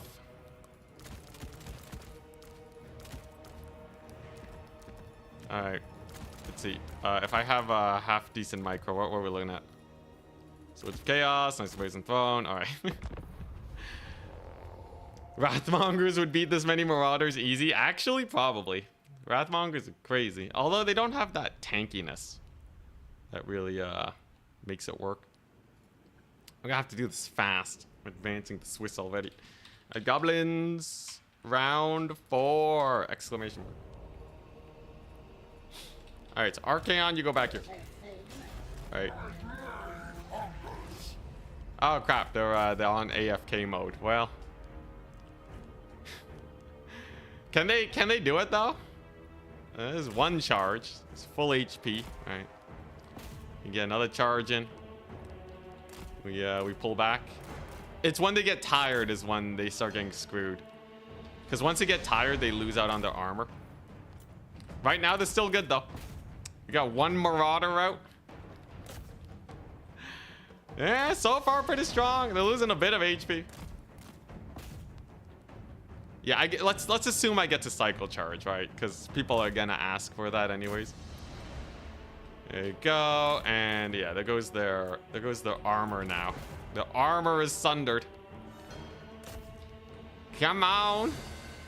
It's so weird that you lose armor when you're tired. Yeah, it's a little weird. You know, that's the game though. Okay, if they get cycle charging and the enemy is AFK, looks like they do win. Holy crap, those Knights of the Brazen Throne though, they took a lot of damage. You know, they might actually not win with how tired they are.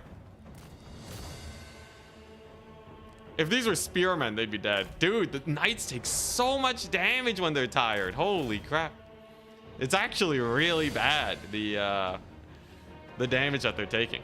Like, they might actually run out of oomph here. I think if the Marauders were countercharging and such, and, you know, sticking on these units, it might actually go the way of the Marauders. In this case, though, they do absolutely win. You got me there. Apocalyptic charge. Let's go. Boom. All right, where's my opponent at? Where's my opponent at? You know, I think an armored gorilla probably beats... It probably beats 100 men. Let's see here. Who am I up against? Do I have a buy round? Well, up against Stingers. Yo, yo. Oh. I pasted the yen. I copy pasted. I just sent them yen. Whoopsie daisies. That's not what I meant to copy paste. I'm copy pasting my factions for him. There we go. All right. High Elves, Nurgles, Kislev, Wood Elves, Chaos Dwarves. Let's see here. I'll ban. Let's see here. You know, Vampire Counts versus High Elves could be funny. Nurgle. I'm not facing Nurgle as Counts, that's for sure. And, I'll face Nurgle and Wood Elves. Chaos Dwarves? Counts versus Chaos Dwarves is a toss-up, actually. So they have that spooky infantry. And Kislev, maybe? Shall ban Nurgle Kislev.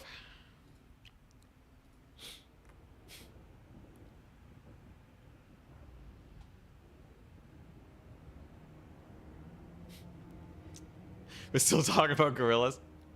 Still technically a win for the Cav. It was a win for the Cav, it's true. Indisputably. Lore accurate, scientific, definitive test. I wonder if they don't cycle charge. How does that go? Because it is only 20 Marauders per entity. It's interesting.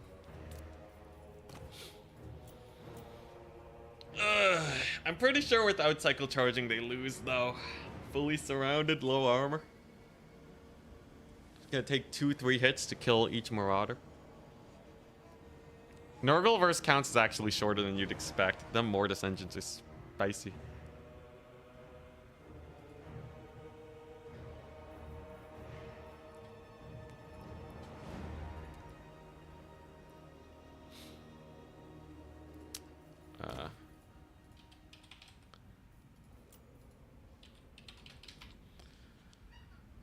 Alright, so we're on Dried Floodplain. Interesting map. You know, actually, if the AI was charging, they would take a lot more damage from getting charged. Generally, bracing against cavalry is still better than countercharging a lot of the time. In this case, even when bracing, my cav still went through pretty hard, so I don't know. Swords of Chaos held up real well. I guess that high melee defense was great. He's gone Chaos Dower. He's gone for the Chaos Dower. Slaanesh. We have to take Slaanesh for the memes. Wood Elves and Vampire Counts. Alright. If he picks Slaanesh, he's insane. Or he knows he's making it to semis anyways.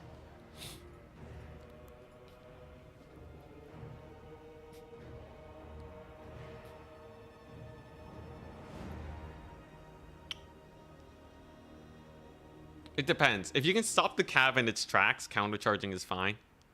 But sometimes it'll just completely run through your unit if you're countercharging. It really depends on how the mass lines up.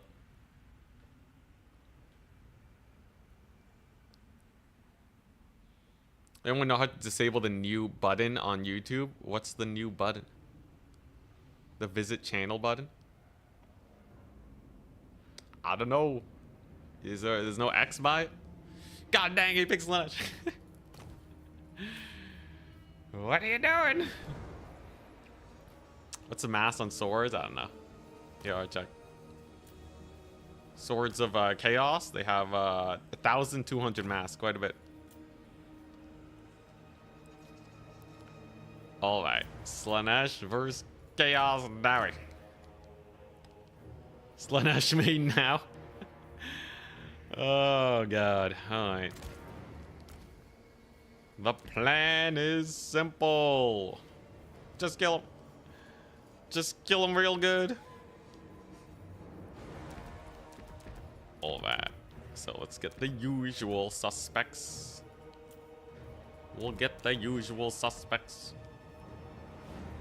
Goon maxing continues. The Chaos Dwarves do well into thingamajig. Can they kill armor? I don't know anymore, man. So I need to deal with potentially. He could go really hard on the trains, and if I don't have something to shut that down, we just die. So that's the first order of business. Second order of business is to run him down and get him killed. I can keep him stuck in his base forever because we are Slaanesh. God, stop saying the goon word like that. Come on, man. Come on. We can say goon, all right? It's in the game Hearthstone. God. You guys, I swear. You're all older than me. Statistically speaking, there's probably more than half of you are older than me. Times have changed. You can't just say that. Oh, you do. Come on. Oh my gosh. Jeez Louise. God, I'm gonna be that grandpa, aren't I? Like, Grandpa, it's not nice to say goon anymore. I'm like, I'll say what I want, kiddo. Get off my lawn. Hey, hey, I didn't say you guys are old. I said you're older than me. Big difference. Let's see, what do we got? What am I doing? Alright. What's the build? What's the build against Chaos Dwarves? You guys keep talking about gooning it up. They got bull centaurs. They have Kadais. Don't die to Kadai and you're fine. And then use the fine. Anything else I need? Honestly, Chaos Dwarves can't be that bad, right? It's just Chaos and Dowry.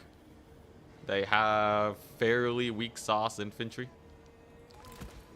They have not that difficult to kill single entities.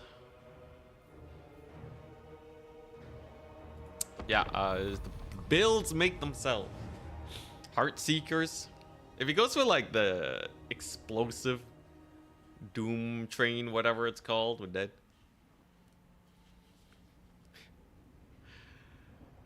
Uh,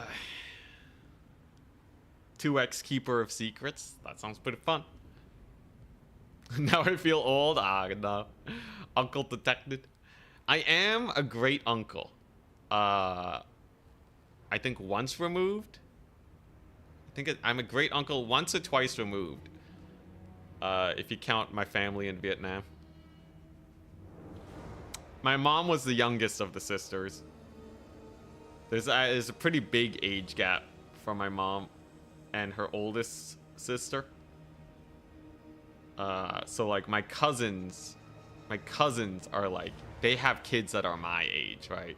So we're talking like a 25, 30 year gap. So. Yee.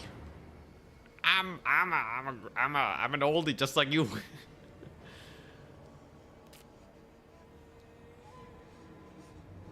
When will you be having kids? Yeah, I don't need the parental trauma to come back, all right? I moved out for a reason. We'll see. Maybe when I'm financially stable enough to have children. I feel like it might be irresponsible as a up and coming YouTuber to suddenly have kiddos. Well, I can teach them the ways. Teach them to be YouTubers and they'll make money for me. How do you do, fellow boomers? You have memories from the 80s? Ancient times. Ancient times. Alright, now I know a guy that was born in the 80s. He does not look that old.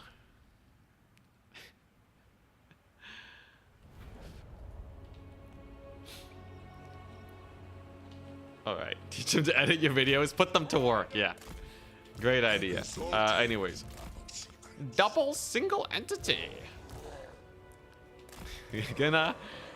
This is my goon squad. I'm not gonna say the other phrase. But they are the goon squad, alright? That is acceptable to say. Ready? Good luck, have fun. If he brings trains, they're gonna annihilate him. If he brings anything else, we slow burn him.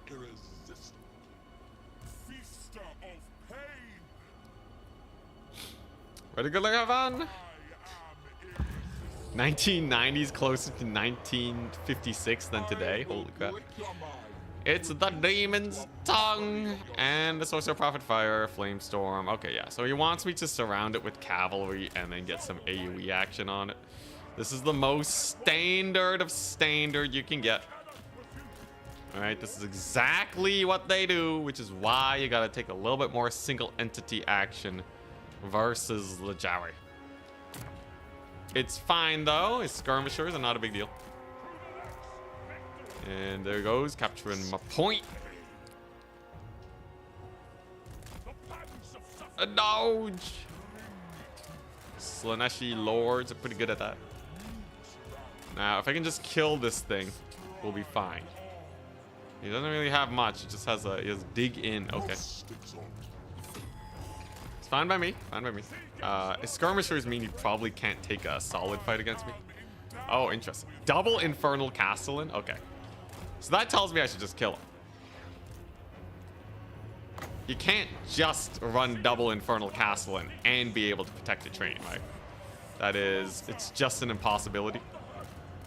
Alright, there we go. We get a little bit of a net down. And then just keep spamming skirmishers into the horizon. There you go, there's that.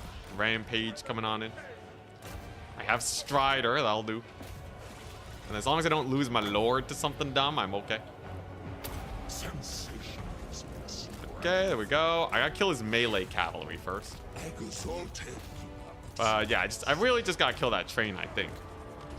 We'll see though. It is a little sus of a fight. The train's going down, but my Lord is getting kind of smoked, ain't they? Aren't they kind of getting smoked? I think they're getting smoked. All right. This is gonna be a bailout situation. It appears I have made a great mistake. And we will have to recover from the issues that have befallen me.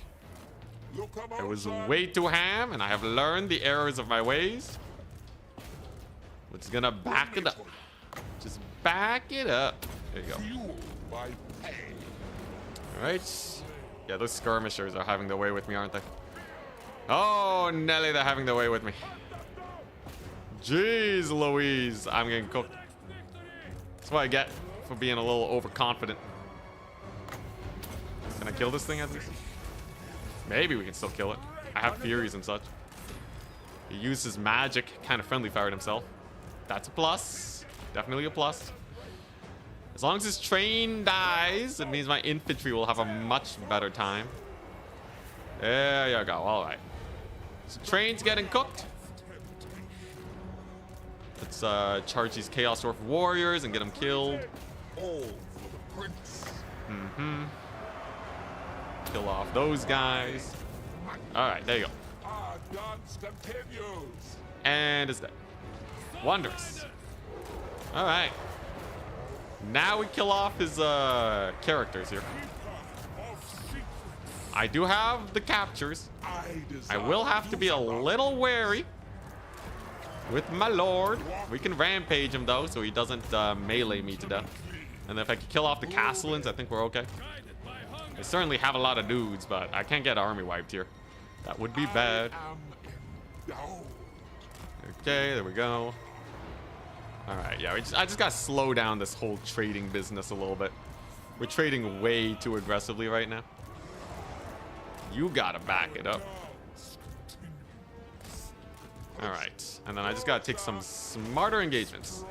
Definitely playing way more aggressive than I ought to be here. I can just ignore the fact that he has like all these slow pokes. Maybe slow these guys down and then just play it really slow with the infantry. The triple cap will go great, and it's not like he can capture points very quickly anyways. Okay, a couple hobgoblins. I should be able to bully them and then maybe recover a bit with my Lord. Most of his resources are in these guys, so that's perfectly fine. There's a route. Okay. Yeah, and he really just has the one train, right? One train, not a big deal. Sure, value trading looks atrocious, but he really doesn't have that much left. There you go. So there's another route. Yeah, what's he gonna do now, eh? I have Marauder Horsemen. We'll be fine. Honestly, we'll be totally fine. This guy's gonna heal up loads off of his guys. We built up our army passive times 1,000,000. We have Melkoth, so I don't think there's anything he can summon on in that'll actually contest this. I just give him this 1 point, and then his forces are too slow to win it. Sure, we kind of threw a few of our dudes, but what is life without a little bit of a throw, right? These guys have magic resist? No. They are pretty expensive. I could use a fascination on them just to bully them a bit. Lord's over here too. Oh, dang, okay. He's got the hobgoblin sneaky gits. All right, well, I'll just bully them then. There we go. Horseman over there. Oh, they rampage onto my Forsaken. Well, that's value. Okay, so they're just dead then. Wondrous. Sneaky gets a dead. Let's go. All right, Horseman. Have your way with them. I annihilated his Kadai already.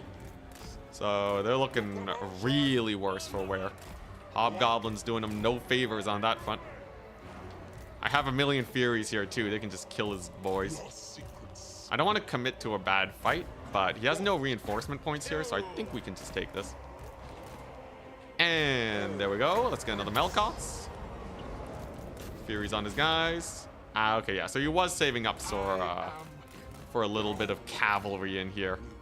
Makes sense. It's a smart play. I'm going to have to evacuate with my lord then. Don't want him to die. But cavalry summons are not the end of the world. We can totally manage them just fine. Strange trying to save his infantry. Absolutely not. And then once I regroup with all of these guys in his back line, he should be pretty screwed. In theory. In theory. Yeah, but I should be okay. He's pretty boned, right? My lord's gonna get insanity heals from this situation, and there's really nothing he can do against the Furies. Furies are having a dandy old time. There goes another unit. We can get this guy in, who heals when guys are routing nearby.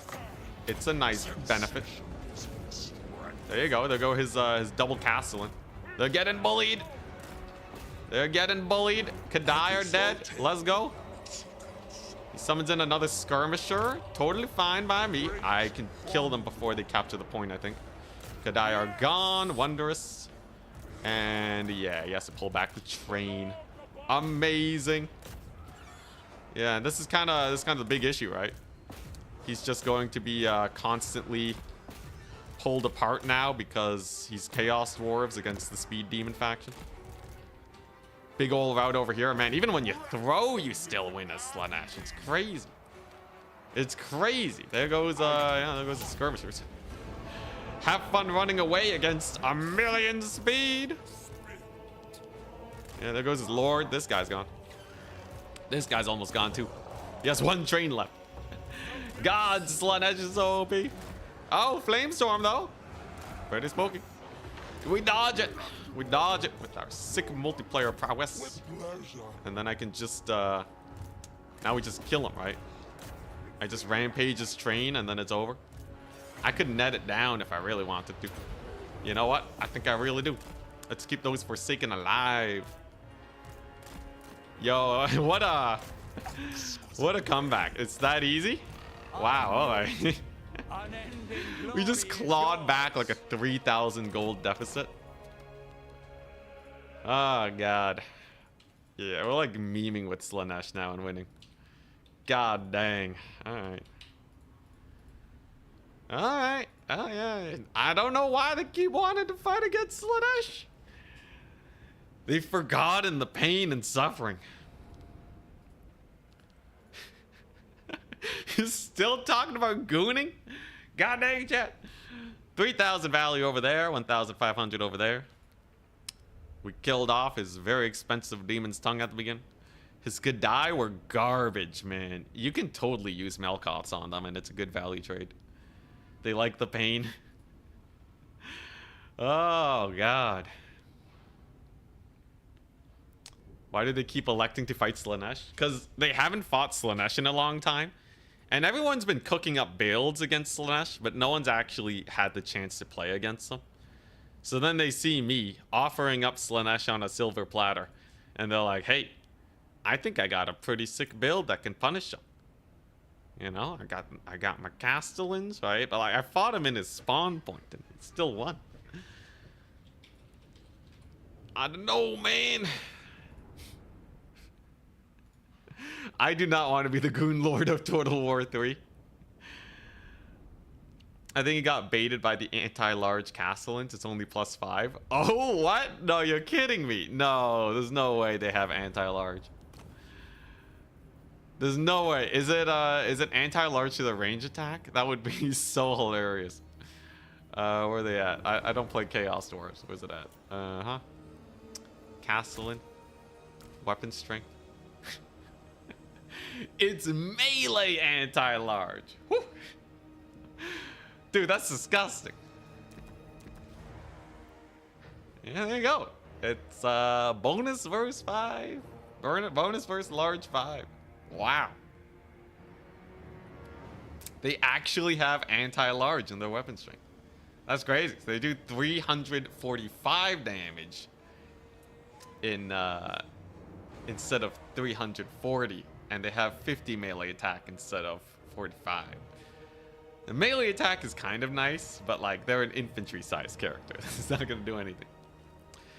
It has better stats on foot, really. Their shots were kind of annoying though. They were poking my lords to death.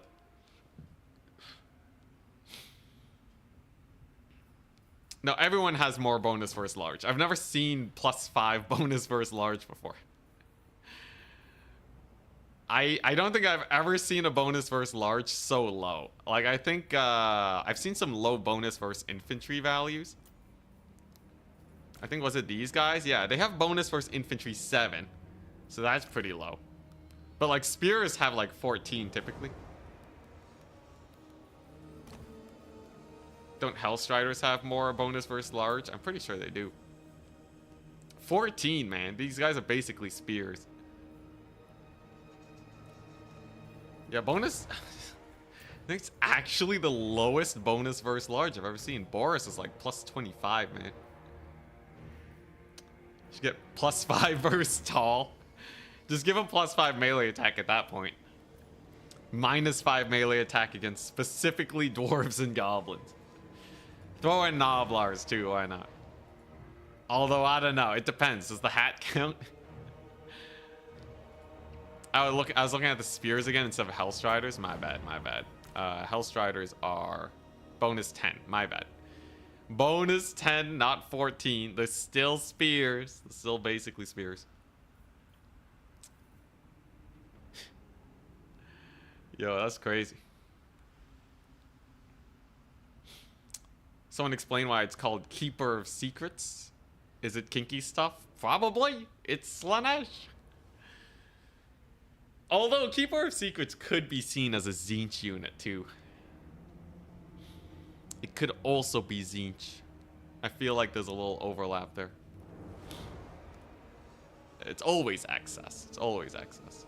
Droogs. Drugs for days. They know where you left your keys. Goddamn. Is there a shortcut for like when you lock formation attack? Where you just select a few units? What do you mean? You want to lock a few units? You just select whichever units you want to lock. You gotta stop winning so fast. I know, right? We're really not milking this tournament for content, are we? You know, I tried throwing that last game and it still ended up being a stomp. I will say though, if you don't bring single entities versus dwarves, that build would have annihilated cavalry surround on his trains. You gotta be careful. He really wanted to get a flamestorm on my cavalry. Thankfully for me, I've played all these factions before, and I do the exact same strategy, so I saw it miles away. We just kind of avoided it.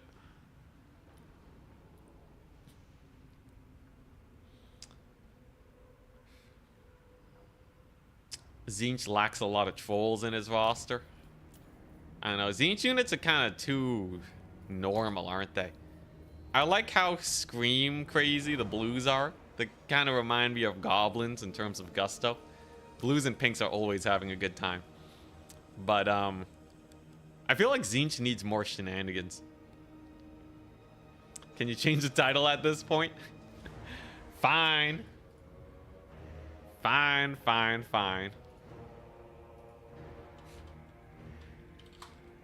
Never mind. They keep picking Slaanesh. Oh, God.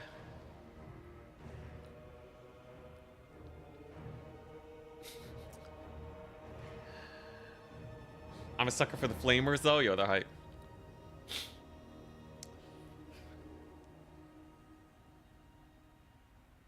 I mean, when you group lock and attack, they all nicely find a unit in front of them.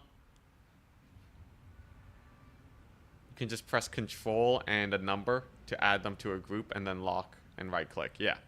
Yeah, the meaty dangler's gotcha. Fated to fail. He's gotcha.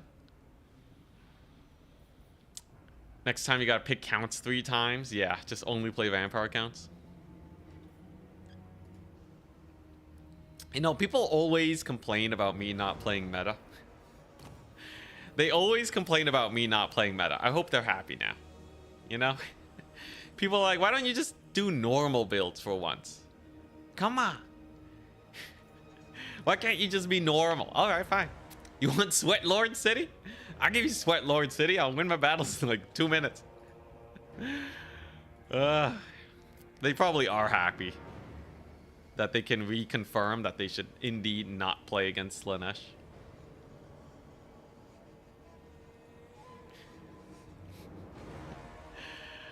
Seriously though, why do people keep asking me to play meta? It's literally because they make builds to hard counter the meta, and the builds are way overkill to counter meta. And then suddenly when someone does something different, they get screwed over. Like, come on. People get way too zoned in on the one playstyle, man. And then they just get surprised by, like, all the random shenanigans the game has to offer. Honestly, game theory says you should probably mix it up. A lot of the time, you probably should be mixing it up in a game like this. If my game theory course has taught me anything, it's that if you don't mix up your strategies, they're just gonna counter you.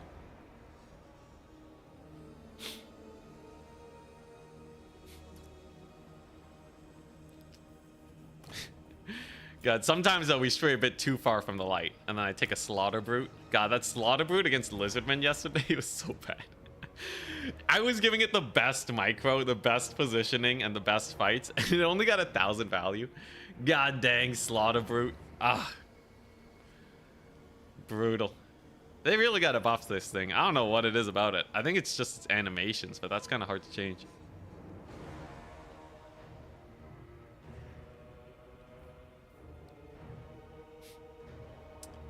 What you described is why I stopped playing StarCraft 2. Because people are playing meta too much, or because they were asking you to play meta too much? Because honestly, StarCraft 2, you can do whatever you want, man. Do whatever you want. You'll get placed in the rank that you're supposed to be. I'm fine with other people playing meta. It's hilarious because I can just counter whatever they do. There's some players that will go way more meta than other players, so I can just kind of hard counter them a lot. I'm not gonna say who. It gets BM too, but there's some players that will stick really rigidly to certain play styles. And that helps me out a lot in tournaments. And if on ladder people are doing the same thing, you know I'm gonna abuse that. Easy peasy. Before I get ahead of myself though, we got a scary top 4. Attack Speed Enjoyer, Stingers, and Sampo.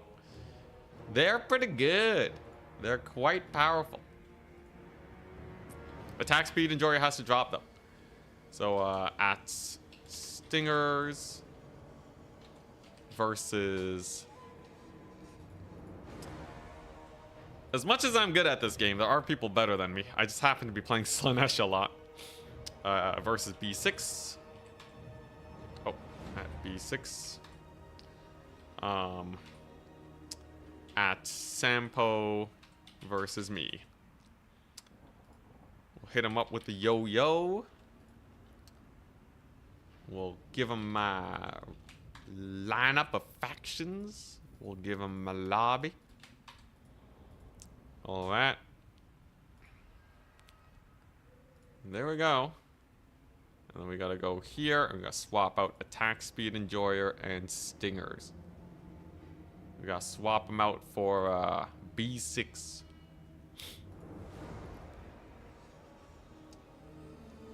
That's true. I am technically the best as the champion, but that doesn't mean there's people that aren't better than me.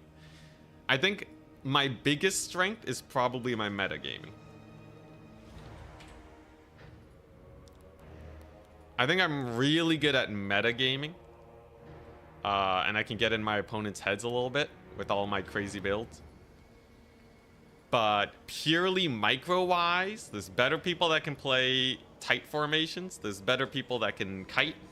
Better people with cavalry control. But I got variety on my side. Hella variety. What's the map? Haunted Vale. Okay.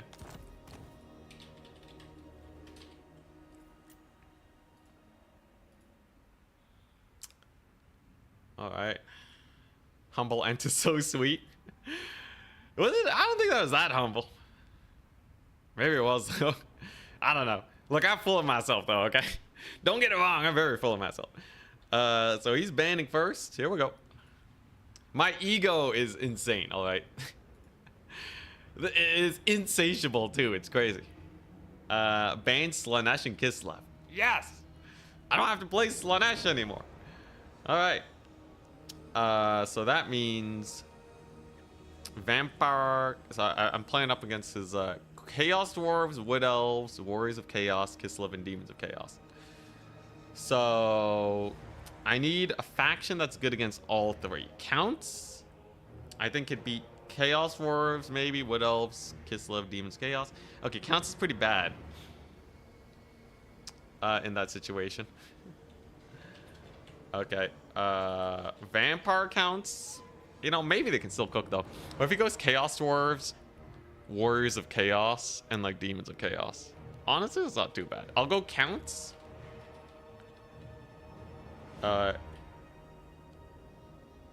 Yeah, because like I don't want to play Wood Elves. We have to get at least one Vampire Counts game in though, right? I did get a donation to do a Wood Elf build though.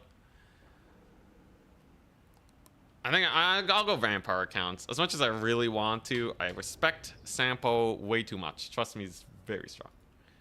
He's very strong, man.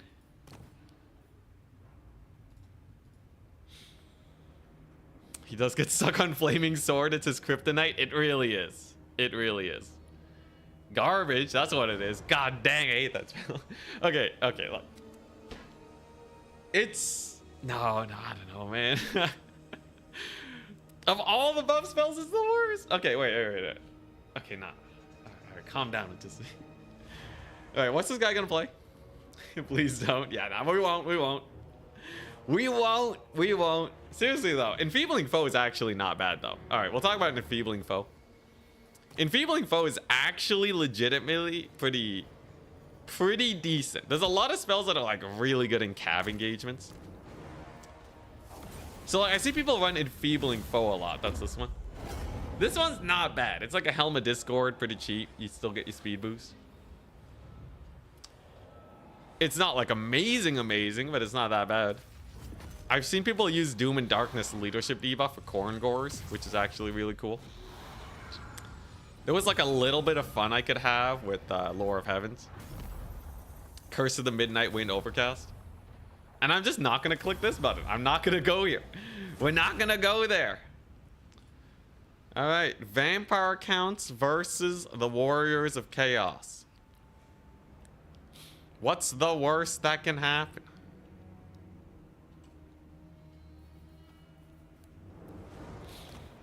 Here we go. I can finally do it.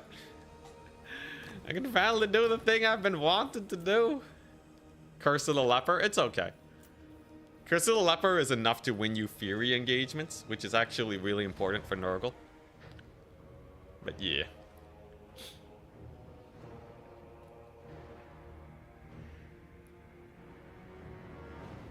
What you recommend is the best way to improve at the game, apart from watching my content? Yeah, just play more games. The biggest issue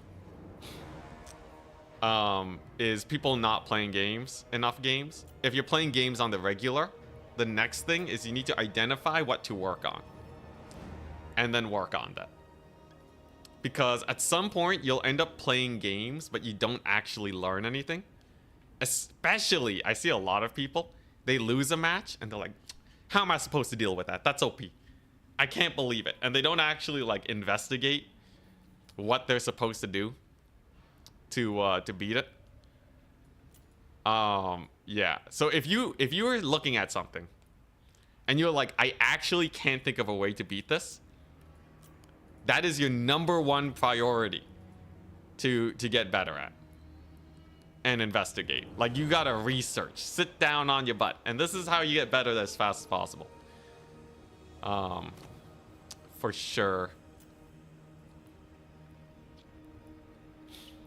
Because here's the thing, everything's beatable. Whether by copying the strat or metagaming or what have you. Technically, the tournament scene in Warhammer is perfectly balanced because everyone has access to all the factions. Especially before, there were some really elitist players. Won't name any names. But there was a good handful of players where when they can't beat something, I'm like, all right, here, we'll switch it up. I'll play as the lesser faction and you play as the thing that's OP. And they're like, I would not stoop so low. I would never. God, why would I touch something that's so OP? I'm like, all right, well, there you go. I don't know what to say after that, man. Like, you know, if you just don't want to play them, that's fine. But like, you can't talk about it being OP. I don't know. I don't know what to do for you at that point. Now vampire count. Here we go. Maximilianer, what's up? But yeah, even Slaanesh has some counters too. It's nice. You can't find a reliable way to beat decent ogre players on greenskins. So greenskins are going to be worse because it's just a weaker faction right now, generally speaking. So the first thing you gotta do is you probably have to be a better player. You might just have to accept that. The other option you can take, there's probably some builds you can try out. So like, what's killing you, right? If it's lead belchers, they generally die to ranged. So Doom Diver catapults might be able to snipe them off. But like, you know, if you're losing cavalry fights, right? Like if you're losing like 1,000 gold cavalry at the beginning of the match, which is very common, that could just be screwing you over. Are you getting shot by lead belchers without actively advancing on them? That's a huge value loss, right? Generally at the lower levels, if you're newer to the game, you have to weed out that because that's going to make a bigger difference than faction differences. But if you want like some early ways to get an advantage, it's going to be hard, but like Orc Boy spears, Goblin spears might help. A lot of Doom Diver catapults. And then just something not to die to lead belchers. If it's Stonehorns and Thunder Tusks, you need to run a lot more single entities. If it still doesn't work, go more all in on the thing. And sometimes you're going to low roll. Sometimes you're going to get unlucky. And they're just going to kill you because you have the wrong build. But if you just have to RNG your way to victory, do what you got to do, man. If you just have to RNG your way to victory, then RNG your way to victory. Because, you know, if they're a better player, that's kind of... You have to start taking risks, right?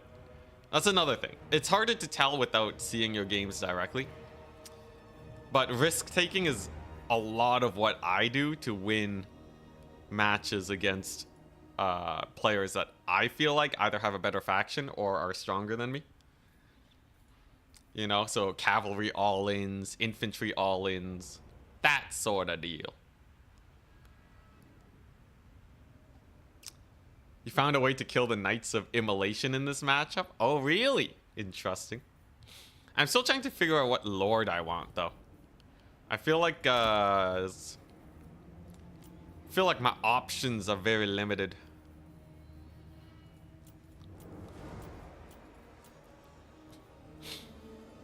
Is this guy any good? What am I supposed to do?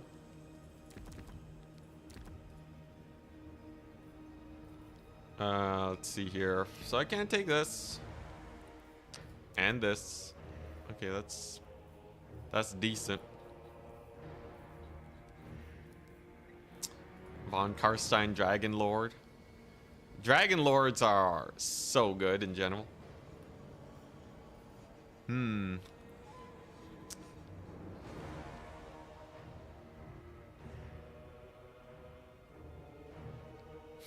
Oh, you heard that you need a way to kill Knights of Immolation. I thought you had the solution. Oh god. That's true, that's true. If I don't have Knights of... Oh, if I don't have a counter to Knights of Immolation, he might just delete me. we did see that happen the other time, didn't we? Which dragon riding mage you consider the best? I don't know. They're all really good for different situations. It might be an it depends situation, but if you want the best fighter, Blood Dragon with his Helm of Discord is peak entertainment. Okay, so Knights of Immolation. What are we gonna do?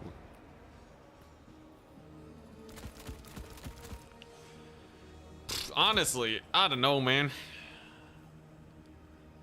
At least Knights of Immolation are kind of expensive, but Warriors of Chaos, I think they can definitely give me a run for my money if I'm not careful here. Hellstriders are very spooky. They can have whack loads of infantry. Very strong infantry units. Do I really want this? Yeah, probably. Do I really want this? Hey, Maximilianaire, are the Chillgeists any good? Do you know if I can run the Chillgeists? Just instantly die to everything.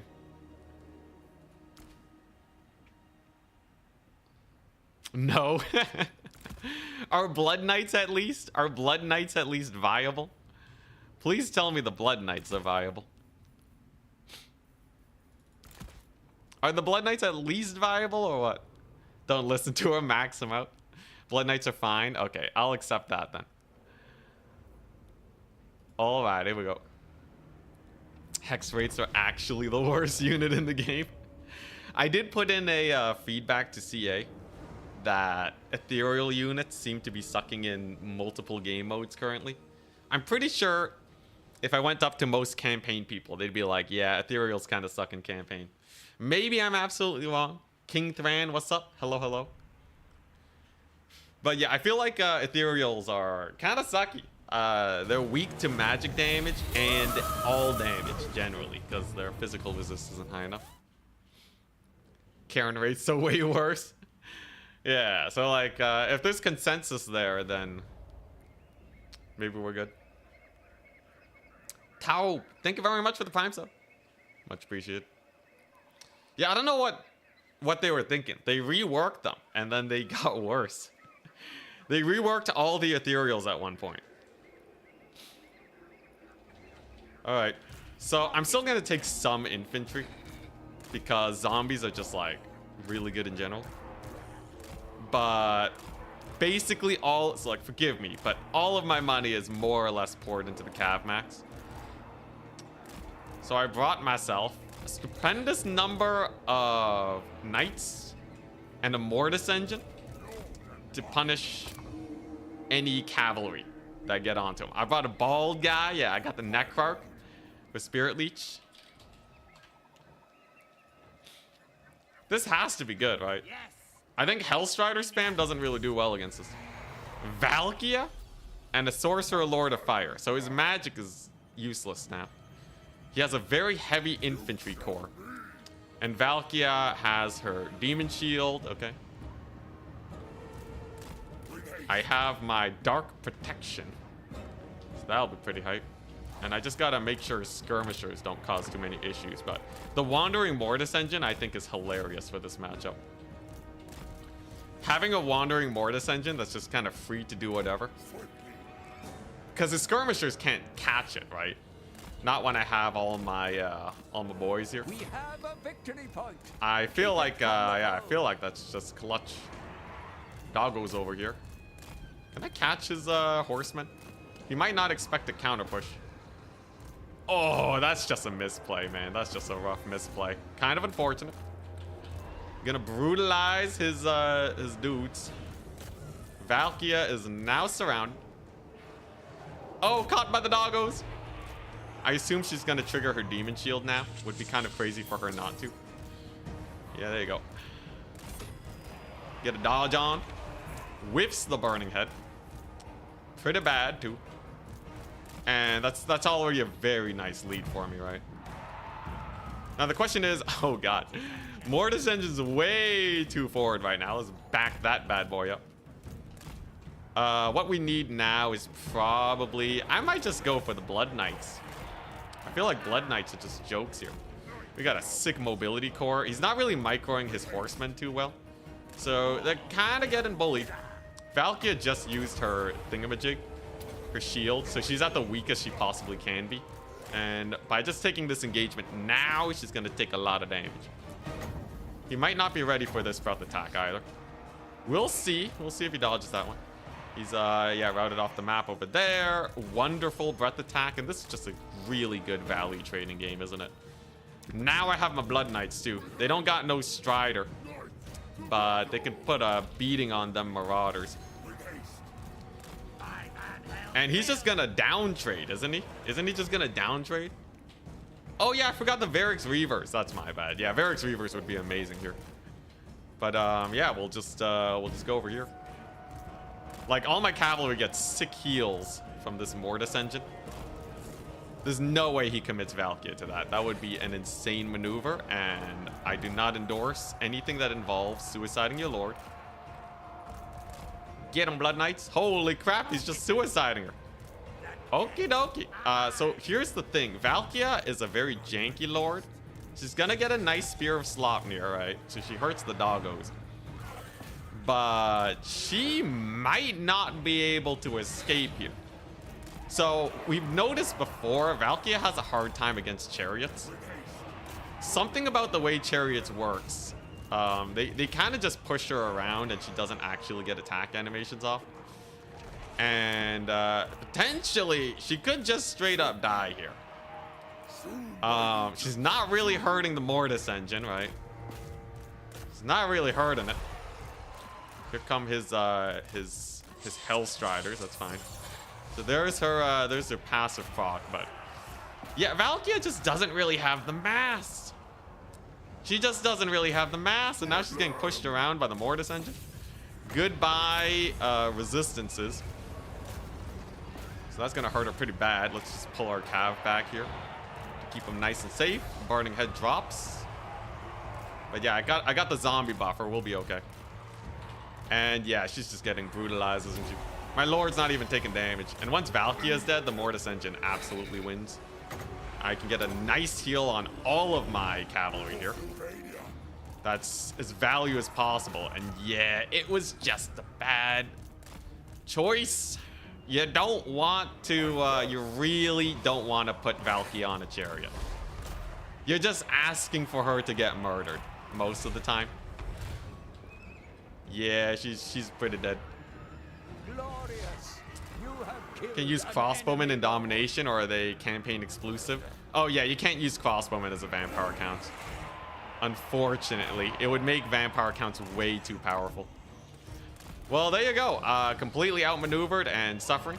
My opponent has a bunch of routes. His Hellstriders don't have the armor piercing to punch through my guys, and if I just go for you know, a big old blob now, he should just be dead. The healing on the Mortis Engine is really, really nice. I can even capture this far point if I really want to. There goes his caster. And yeah, Mortis Engine supremacy begins now. So this thing is an AoE heal, although I am losing a lot of cavalry units. Maybe just a few, I don't know. We'll plop down another heal for them. Ah, he has halberds, no wonder. Alright, easy way to deal with halberds is to breath attack. Value trading wise, we're actually on the down right now. So I do have to be a little careful. I guess it ain't over till it's over. Mortis Engine value will definitely do well though, and the breath attack is great. His caster's gone. I'll probably still win off of the Mortis Engine healing. You know, just off of all the healing that I've been dishing out. But could potentially be a little bit more sus than I thought it would be, even with the Valkia Snipe. She could come back too. I didn't lose any HP on my Lord, though, taking her out, so I'm probably still fine, all things considered. And uncontested Dragon Lord 2 is a menace and a half. But just kind of go into the back here. I think we'll be fine. Solid rear charge over yonder. There's the terror route on the Chaos Warrior Halberds. Should be able to win this fight. Oh, Hellstriders actually did pretty well. Not gonna lie. Is he still summoning units though, or is he waiting for Valkia? That's the big question. Come on, come on. The Night Charge was okay. He's just gonna have Aspiring Champions. That's not a big deal. Hellstriders I can probably just kill with my cavalry. But he certainly has a lot of dudes left. Let's get another breath attack maybe. The Mortis engine is just cooking though, right? This thing should just have 1,000,000 value, yeah. So, yeah, he has to kill it. And he has to use Valkia to kill it. So he's probably screwed unless she manages to just stomp face right now. An early Spirit Leech might be able to get her to proc her ability. That should go pretty well. Gotta be real careful with my Lord, though. So she procs it.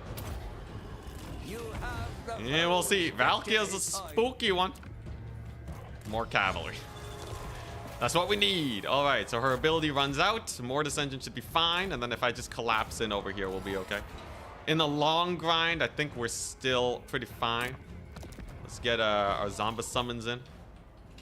So she didn't really get to make a lot of use out of her shield ability. Because she used it right as I Spirit Leeched. As long as I time my Spirit Leeches well, we'll be okay. And this guy's a beast, right? She's just kind of getting bullied right now. The longer she gets bullied, the better, because my Mortis engine will just keep cooking. And this is a great thing about it. Usually Mortis engines kind of get bullied, but when you have this much cavalry, no amount of skirmishers will ever put him in a bad place. He wants that burning head though. But yeah, oh my gosh, the absolute cooking on this thing is crazy, man. I cannot wait to see its value at the end of the game. It's gonna be massive, man. It's just completely defended Mortis engine. What could a vampire accounts ask for? Oh, dang, okay. So Valkia has, looks like she can probably turn around here. The Lance Knights, though, should win against Hellstriders. Hellstriders are pretty bad there. Can I get her to use her passive or something? Maybe, maybe. No, okay, it's just tanking it. I will have to be a little careful with my Lord if he dies. It's really bad. He has some Marauder Horsemen here. Yeah, definitely time to dip. Don't want to use the healing just yet. We can be a little bit more cost effective with it. Woo, and there's the flights. Mortis engine has killed off all of his aspiring champions, which we will now run down with my doggles. And yeah, in a long grind now, he's just dead. Gets a good burning head, but you can see how bad the Hellstriders are against these guys. Lances and barding. All you really need is a good enough amount of armor, and you are fine. This is why some factions do really good into Slaanesh. Like Empire can just use normal Empire Knights, and they'll probably be fine. So there's the invulnerability again. We're really abusing her invuln. So just the moment it runs out, I get a solid charge on her face and she's dead. Glorious fight. Absolutely glorious. That went well. That went very well. Why'd you choose the Necrar? Because I wanted the Spirit Leech. Oh, the Strigoi also has Spirit Leech. I guess he's bonus versus large though. Anyways, the big problem was this. Mortis engine got over 3,000 value because of healing on top of it. It's so good. If you can't kill the Mortis engine, it's over, man. It's just over. There's also been a really big meta on cheaper vampire counts lords lately, where people just go for a necromancer, which is why I think he took Valkia. Yeah. I don't think people usually take just the normal necromancer lord against warriors of chaos, though. I feel like dragons might be... It might be a coin toss between the two. But, yeah. Not having enough single entities to fight a dragon is rough. Also, Valkia kind of sucks in general. She has no mass.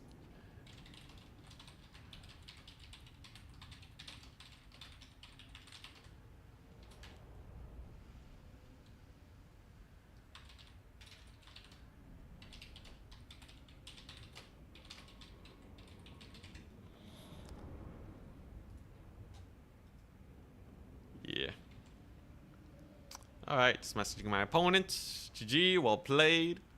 Poor Valkia. She did get a decent amount of value, but that's 2 summons. His caster didn't really get much because of the army composition. He was ready for more of a normal infantry front line. So yeah. Also yeah, Valkia, I don't know, man. She really needs a mass increase. There's a weird thing where she just gets stagger locked by pushing. So you don't even need attack animations on her. It's kind of rough, man. It's kind of rough. I just stopped taking Valkia entirely. I really don't like her. I really don't like her. You like the normal Necro Lord here? Gaze and summons are all you need. Summons are really good. I wanted to go for the Cav.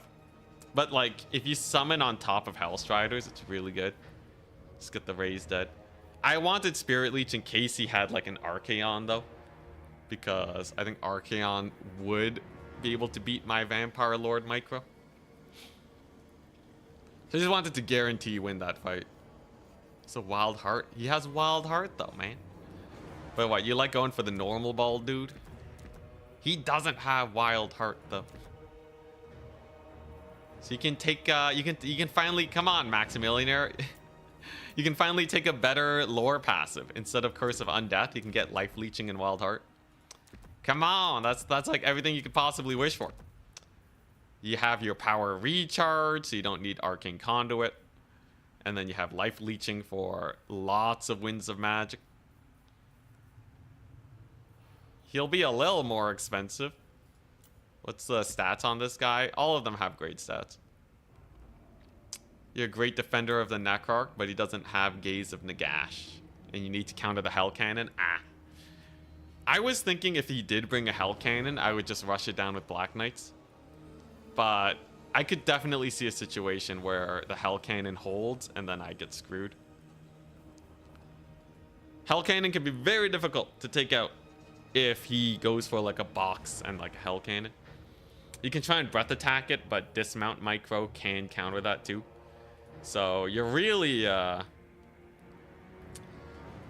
really at the whim of your opponent. I wonder if the Mortis engine can just beeline it though, like if you have enough melee oomph in this army. Generally, Cav Rushes beat Hell Cannons. But like this is pretty slow Cav Rush. It's really a toss-up. Especially with Forest too. The Mortis engine was born to cook. Dude, it's the only true Mortis in the game. All the other factions have weak Mortises compared to this. 16 to 31 is bonkers damage, man. It's so much damage. It's insane.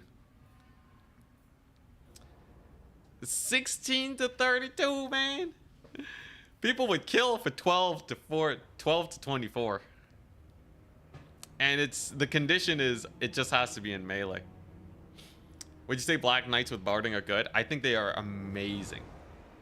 These guys are amazing. I've been seeing a trend towards Vampire Counts players taking these more expensive cavalry units. I might even just start running like Melkoths into Counts, just so I can win the cavalry fights. It's a reasonably cheap, high armor, high damage cavalry unit. Like, sure, they're a bit slow, but they can get supported by Crypt Horrors. I would say this is like a must-take unit. I would say a must-take unit. 7,000 HP is a lot.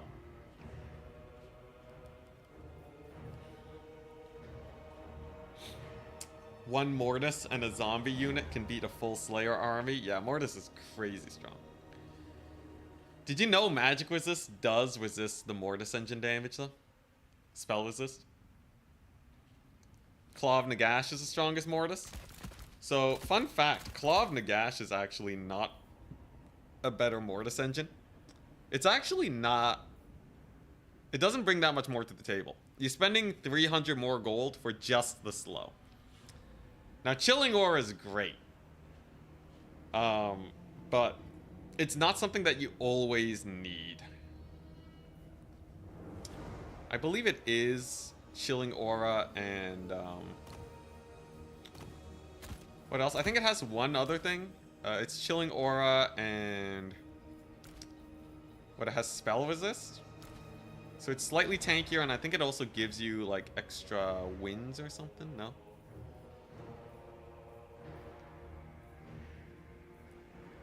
Yeah, it's chilling aura and spell resist. So if they're going to spell snipe it, you can bring it. But most of the time, I think a normal Mortis engine will do. Remember Festus on release, his Mortis dwarfed the Mortis engine? Yeah, the great nerfing of all the Mortis engines was definitely that was definitely a pretty big event. Mortis engine survived though. Currently, the only big Mortises left in the game is Kugath. Kugath, I believe, has an equivalent Mortis engine. Let's see here. Pestilent Decay. Yeah, 16 to 32. So Kugath is still a very mighty Mortis engine. You don't see him as much though because people take range against Nurgle and they just shoot him. But against vampire counts, it's hilarious. He just dumpsters them.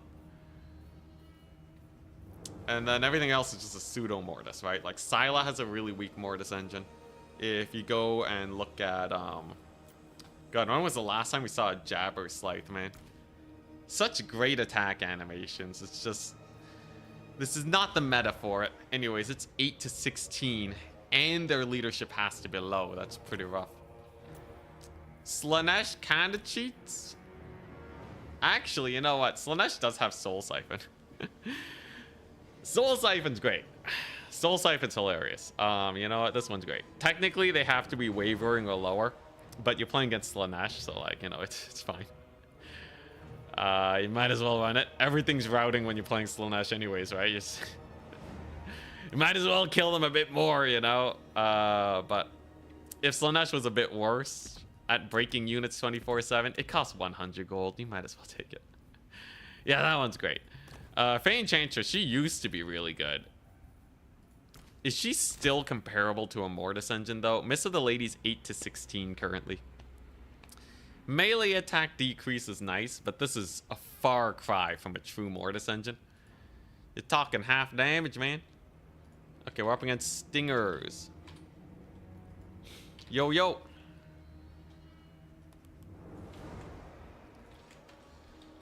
You get to ban 2.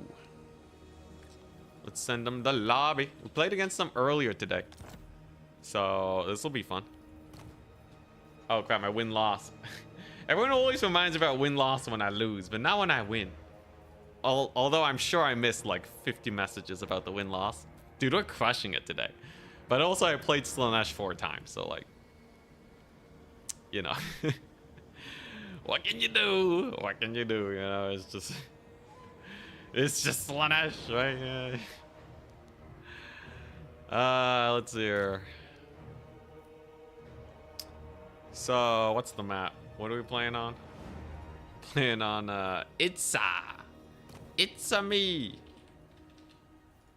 Alright. Dude, this is hilarious. Yeah, Faye Enchantress Mortis engine now is disappointing. I think it used to be pretty comparable before, though. He bans Kislev Tomb Kings.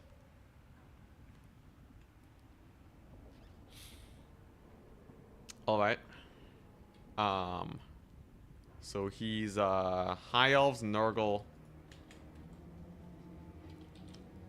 So I'll go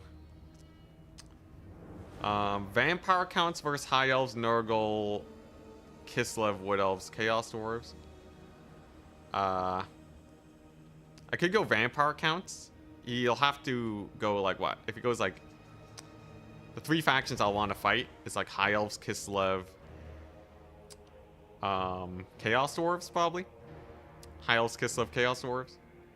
Yeah, I'll go Vampire counts. No problem. He forgot to post his factions. I got it though.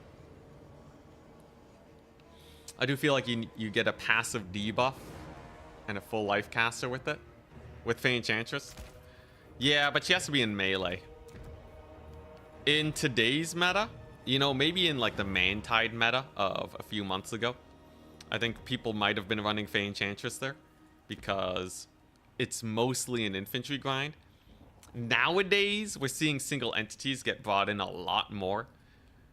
whether it be foot characters or a really powerful lord to get sniping on. And she'll get snippety sniped a lot harder. You need something that can tussle with single entities.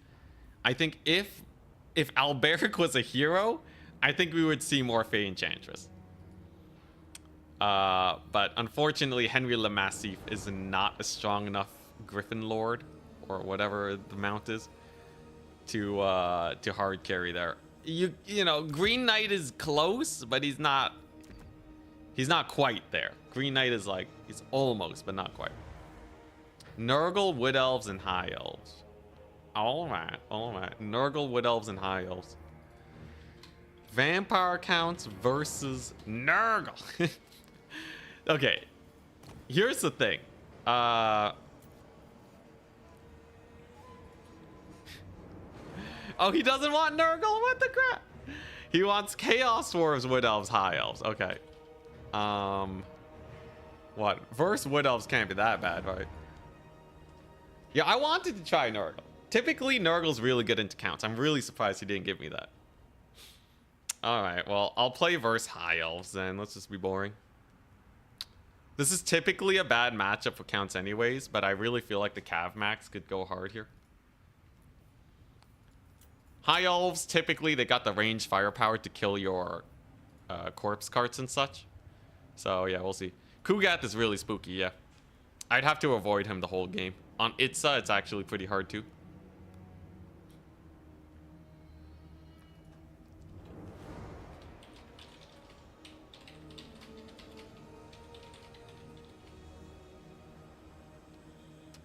Let's see here.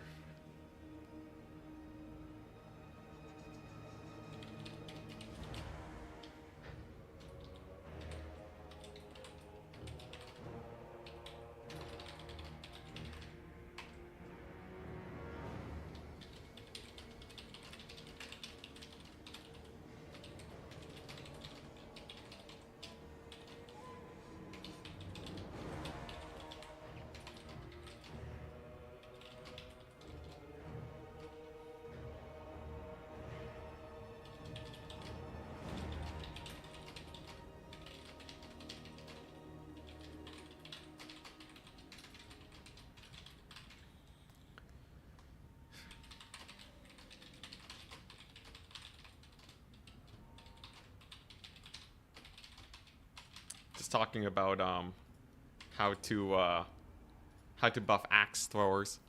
I think if you gave Marauder Horsemen axe throwers, shield breaker, it'd be nice.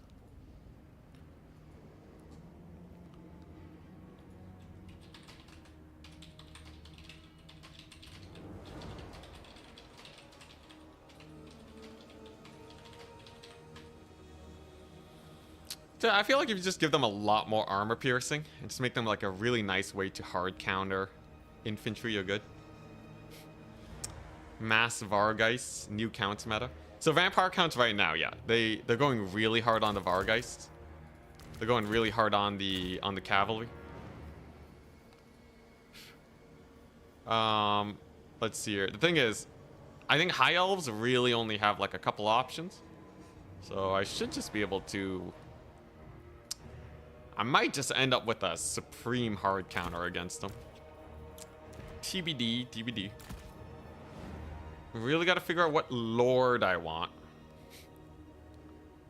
Vlad von Karstein. Yo, is Vlad, Vlad is the Sigvald of the vampire accounts. Is he actually gonna cook though? I'm pretty sure he gets cycle charged to death. He's very expensive too. And he doesn't really bring more to the table than like a White King really. So probably not Vlad. Vlad has AP. He does have AP. No anti-infantry though. Yeah, I don't know. Vlad's like a really hard maybe. Because he also can't bully the other units that will be bullying my cavalry.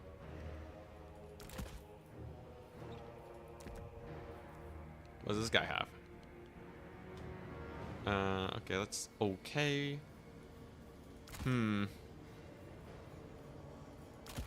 Yeah, I'll have to cook pretty hard for this one. High elves generally, like I said, are a pretty spooky matchup. Absolutely not insurmountable. Really low HP on a lot of them. I could just do this. How does this do? It's a crazy build. You know what? This is actually pretty interesting of a build, I'd say. It's a very interesting build. Is it good? Is it actually good? I have no idea. But it has some teeth to it. Karen Wraiths. Ah, yeah. Let's get the chill, guys. Throw in the finals. Here we go. Let's see here. Biggest thing I have to worry about is, like, you can Tempest me. A big fat Tempest is an issue. Isabella has that heal chalice. Dude, Isabella, she hasn't seen use in so long. I would love to run Isabella, but yeah, I don't know. Let's see here. You're gonna have single entities. He's probably gonna have a lot of spearmen shenanigans. Yeah, from what I know about high elves, though, they should struggle versus this. I keep saying that word, though. I keep saying they should. But will they? I don't know. Are Blood Knights good here? Do I take a Mortis Engine? Probably have to take at least one Mortis Engine somewhere. In the main army or not, though, is the big question. Yeah, I think I got I think I have a decent situation going on, though.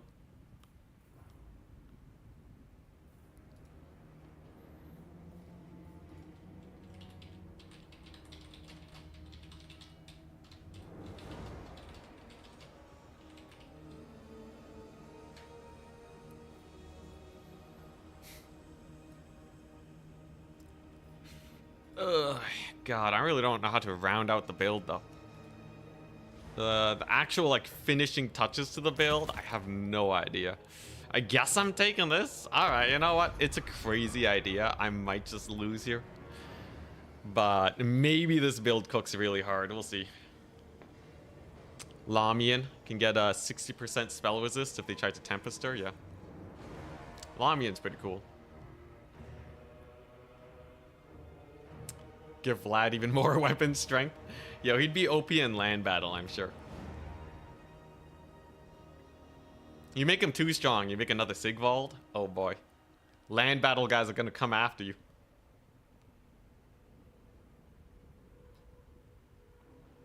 Graveguard armor check. I feel like he might be ready for a Graveguard armor check.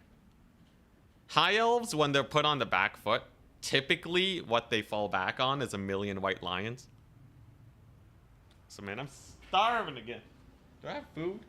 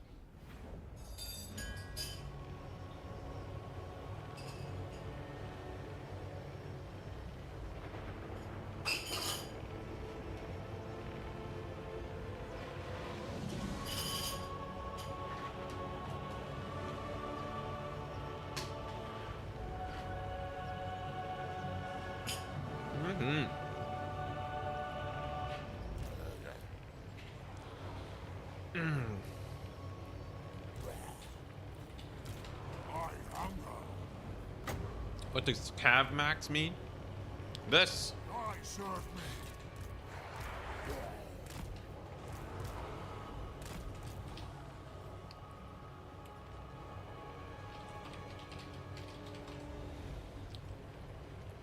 Hopefully he has a really ranged heavy army. These guys have Strider.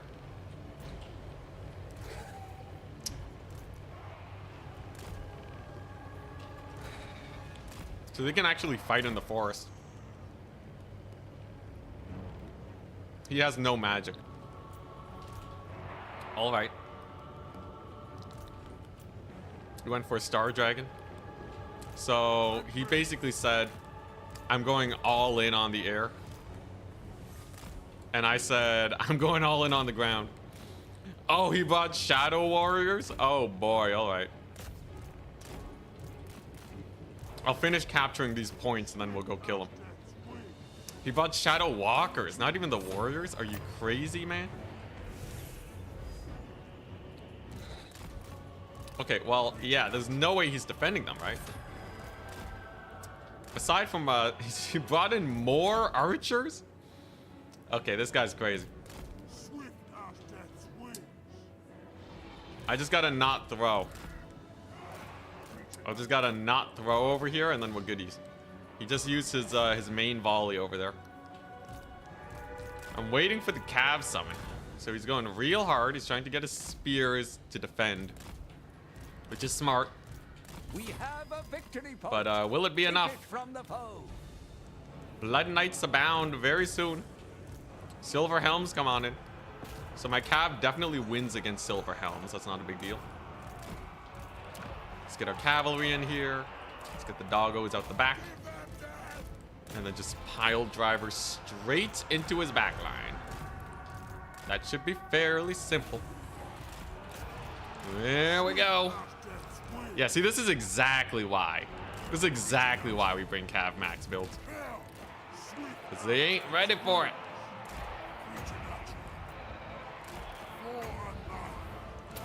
Okay, there we go. So that'll kill off his Silver Helms. There go all of his ranged core. They're just getting routed off. Hell yeah. He summons in some Reavers. That's not a big deal. As long as I can actually just chase these guys off, I think we're fine. His Lord shouldn't be able to outduel Manfred. I do have to be a little careful, but I have ludicrous numbers of cavalry here to support. Thy cure is death. Yeah, and now he's just dead. So this is a great thing about Cav Max, especially for factions where people don't expect it. They're just completely unprepared, man. Yeah, he bought a Shadow Warrior kite build into like the worst thing he could possibly face. Gets a really nice breath attack though. So let's peel off with there. But now that he has no range units, I should be a-okay. Let's just pull on back. Maybe get a sick heal, regroup, and then we'll be goodies. I guess he does have a couple Shadow Walkers alive, but it is really just a handful. I should be okay. And then I can kill off these spearmen in the distance here. Value trading is pretty close. But yeah, he just has no more units, right? And he's triple capped, remember. Time is of the essence. At like the worst time possible for him. Great charge over there, gets rid of them. Let's go ahead and get our heal off on all of our expensive cavalry. And now we're just chilling, right? He has to kill off a bunch of zombies with spearmen. And he's triple capped. So... yeah, like all his money went into the dragon. All of his doubloons. Like, that's not gonna kill anything anytime soon. He has a tiny pocket of infantry in the back here. Just desperately trying to shoot anything. And he's on a very hard timer now. I don't have to worry about the Reavers. We have cavalry. So that's not a big deal. Gonna get a big charge on that dragon. Just to slow it down just a bit. Okay, here we go. Ah, he wants to take a cav fight. All right. That makes things very interesting. Though I feel like we've more or less won. As long as his spears don't jump my cavalry, there should be no issue. All of his range units are way too battered to actually do any damage. Honestly, Summoning the Talons of Torquilito was a pretty big misplay. I don't know if it was a misclick or just a misread of the situation, but getting another ranged unit in when you're being hard rushed like this is so rough. And he's still triple gapped. Yeah, and like the thing is, you have to bring in range units though. If you don't, then the corpse carts will just kill you. So I think this honestly might be a good build to like toss in like once every 4 games maybe. I think if you toss this build in once every like 4 games or so, your opponent will have to be wary of it, and then by you know, by adjusting the builds, it'll make them way weaker against your typical vampire counts playstyles. And he does have a spear unit over here. They're trying to save the day, but they absolutely will not. He's never getting any of these points. Man, it's funny though. This is usually a pretty bad matchup for vampire counts. Typically, this is considered a bad matchup, at least by land battle standards. This, however, is a massacre. What a slaughter. Yeah, I'm gonna go for the stretch goal. Literally no points for my opponent. He summoned Lothar and Seaguard. Holy crap. I think he like only has range units or something. He keeps summoning in range units. He kind of needs to get the value lead back, but like you can tell how much his build is adapted to the typical vampire counts playstyle. This is brutal. His spirits don't have armor piercing, by the way, so they actually don't do a lot versus my knights. It's nice. Stop, he's already dead. The dead do not stop. Oh god, I'm really bad with quotes, aren't I? He might get this middle point though. We'll see. It hard potential on this middle point. The dragon doesn't capture at least, so that's pretty nice. Let's see, what's the best way I can do to stop that? Oh crap, wait, he has Tempest. I forgot he has Tempest. Misplay of the day. Although if I kill his lord here and he can't Tempest the Vargeist, that would be hilarious. I can definitely bring these guys back over here. Oh my god, he can't Tempest anymore. He can't Tempest. The Vargeist can cook. Hilarious. Absolutely hilarious. So now he's double screwed because he has to deal with Vargeist. And I think there's literally nothing he can do against him right now. Not a single spell was cast this game for the High Elves. I can't believe it. I can't believe it. Not one spell. The only spell he had was Tempest. Oh, the humanity. All right, let's heal these guys. Yeah. Well, there you go. Yeah, High Elves in general, they have a hard time versus armored cavalry. So I knew this would do well against them. That was disgusting. His build was the like it's a build victory, but like I said, metagaming is my specialty. He got cavalry armor checked, not Graveguard armor checked. Oh, his poor mage, man. His dragon did get value though. I didn't really have a good answer to it other than just stalling. His skirmishers got negative value as expected. Same with these guys. And yeah, you see that? So literally the only thing he could summon in was Silver Helms. He didn't even have a Dragon Prince, not even the ROR for armor piercing. And like, you know the Rangers are gonna suck against armored cav, right? Reavers are gonna double suck against armored cav. So the only thing he could summon that could do literally anything to my army was 4 Silver Helms. It's such a good build victory. Oh my gosh. Okay, honestly, this is that tells me this is a really nice build to mix in to freak out your opponents, and then one day you go standard and then they get screwed over. Amazing. Soon and we'll face only triple halberd comps. Honestly, I just capture all the points, but it would be scarier if it's just a million halberds and I have no range. But yeah, there you go. I guess Slaanesh and vampire counts. Now it is kind of filthy. I did play the 2 factions with the highest stats on the leaderboard right now.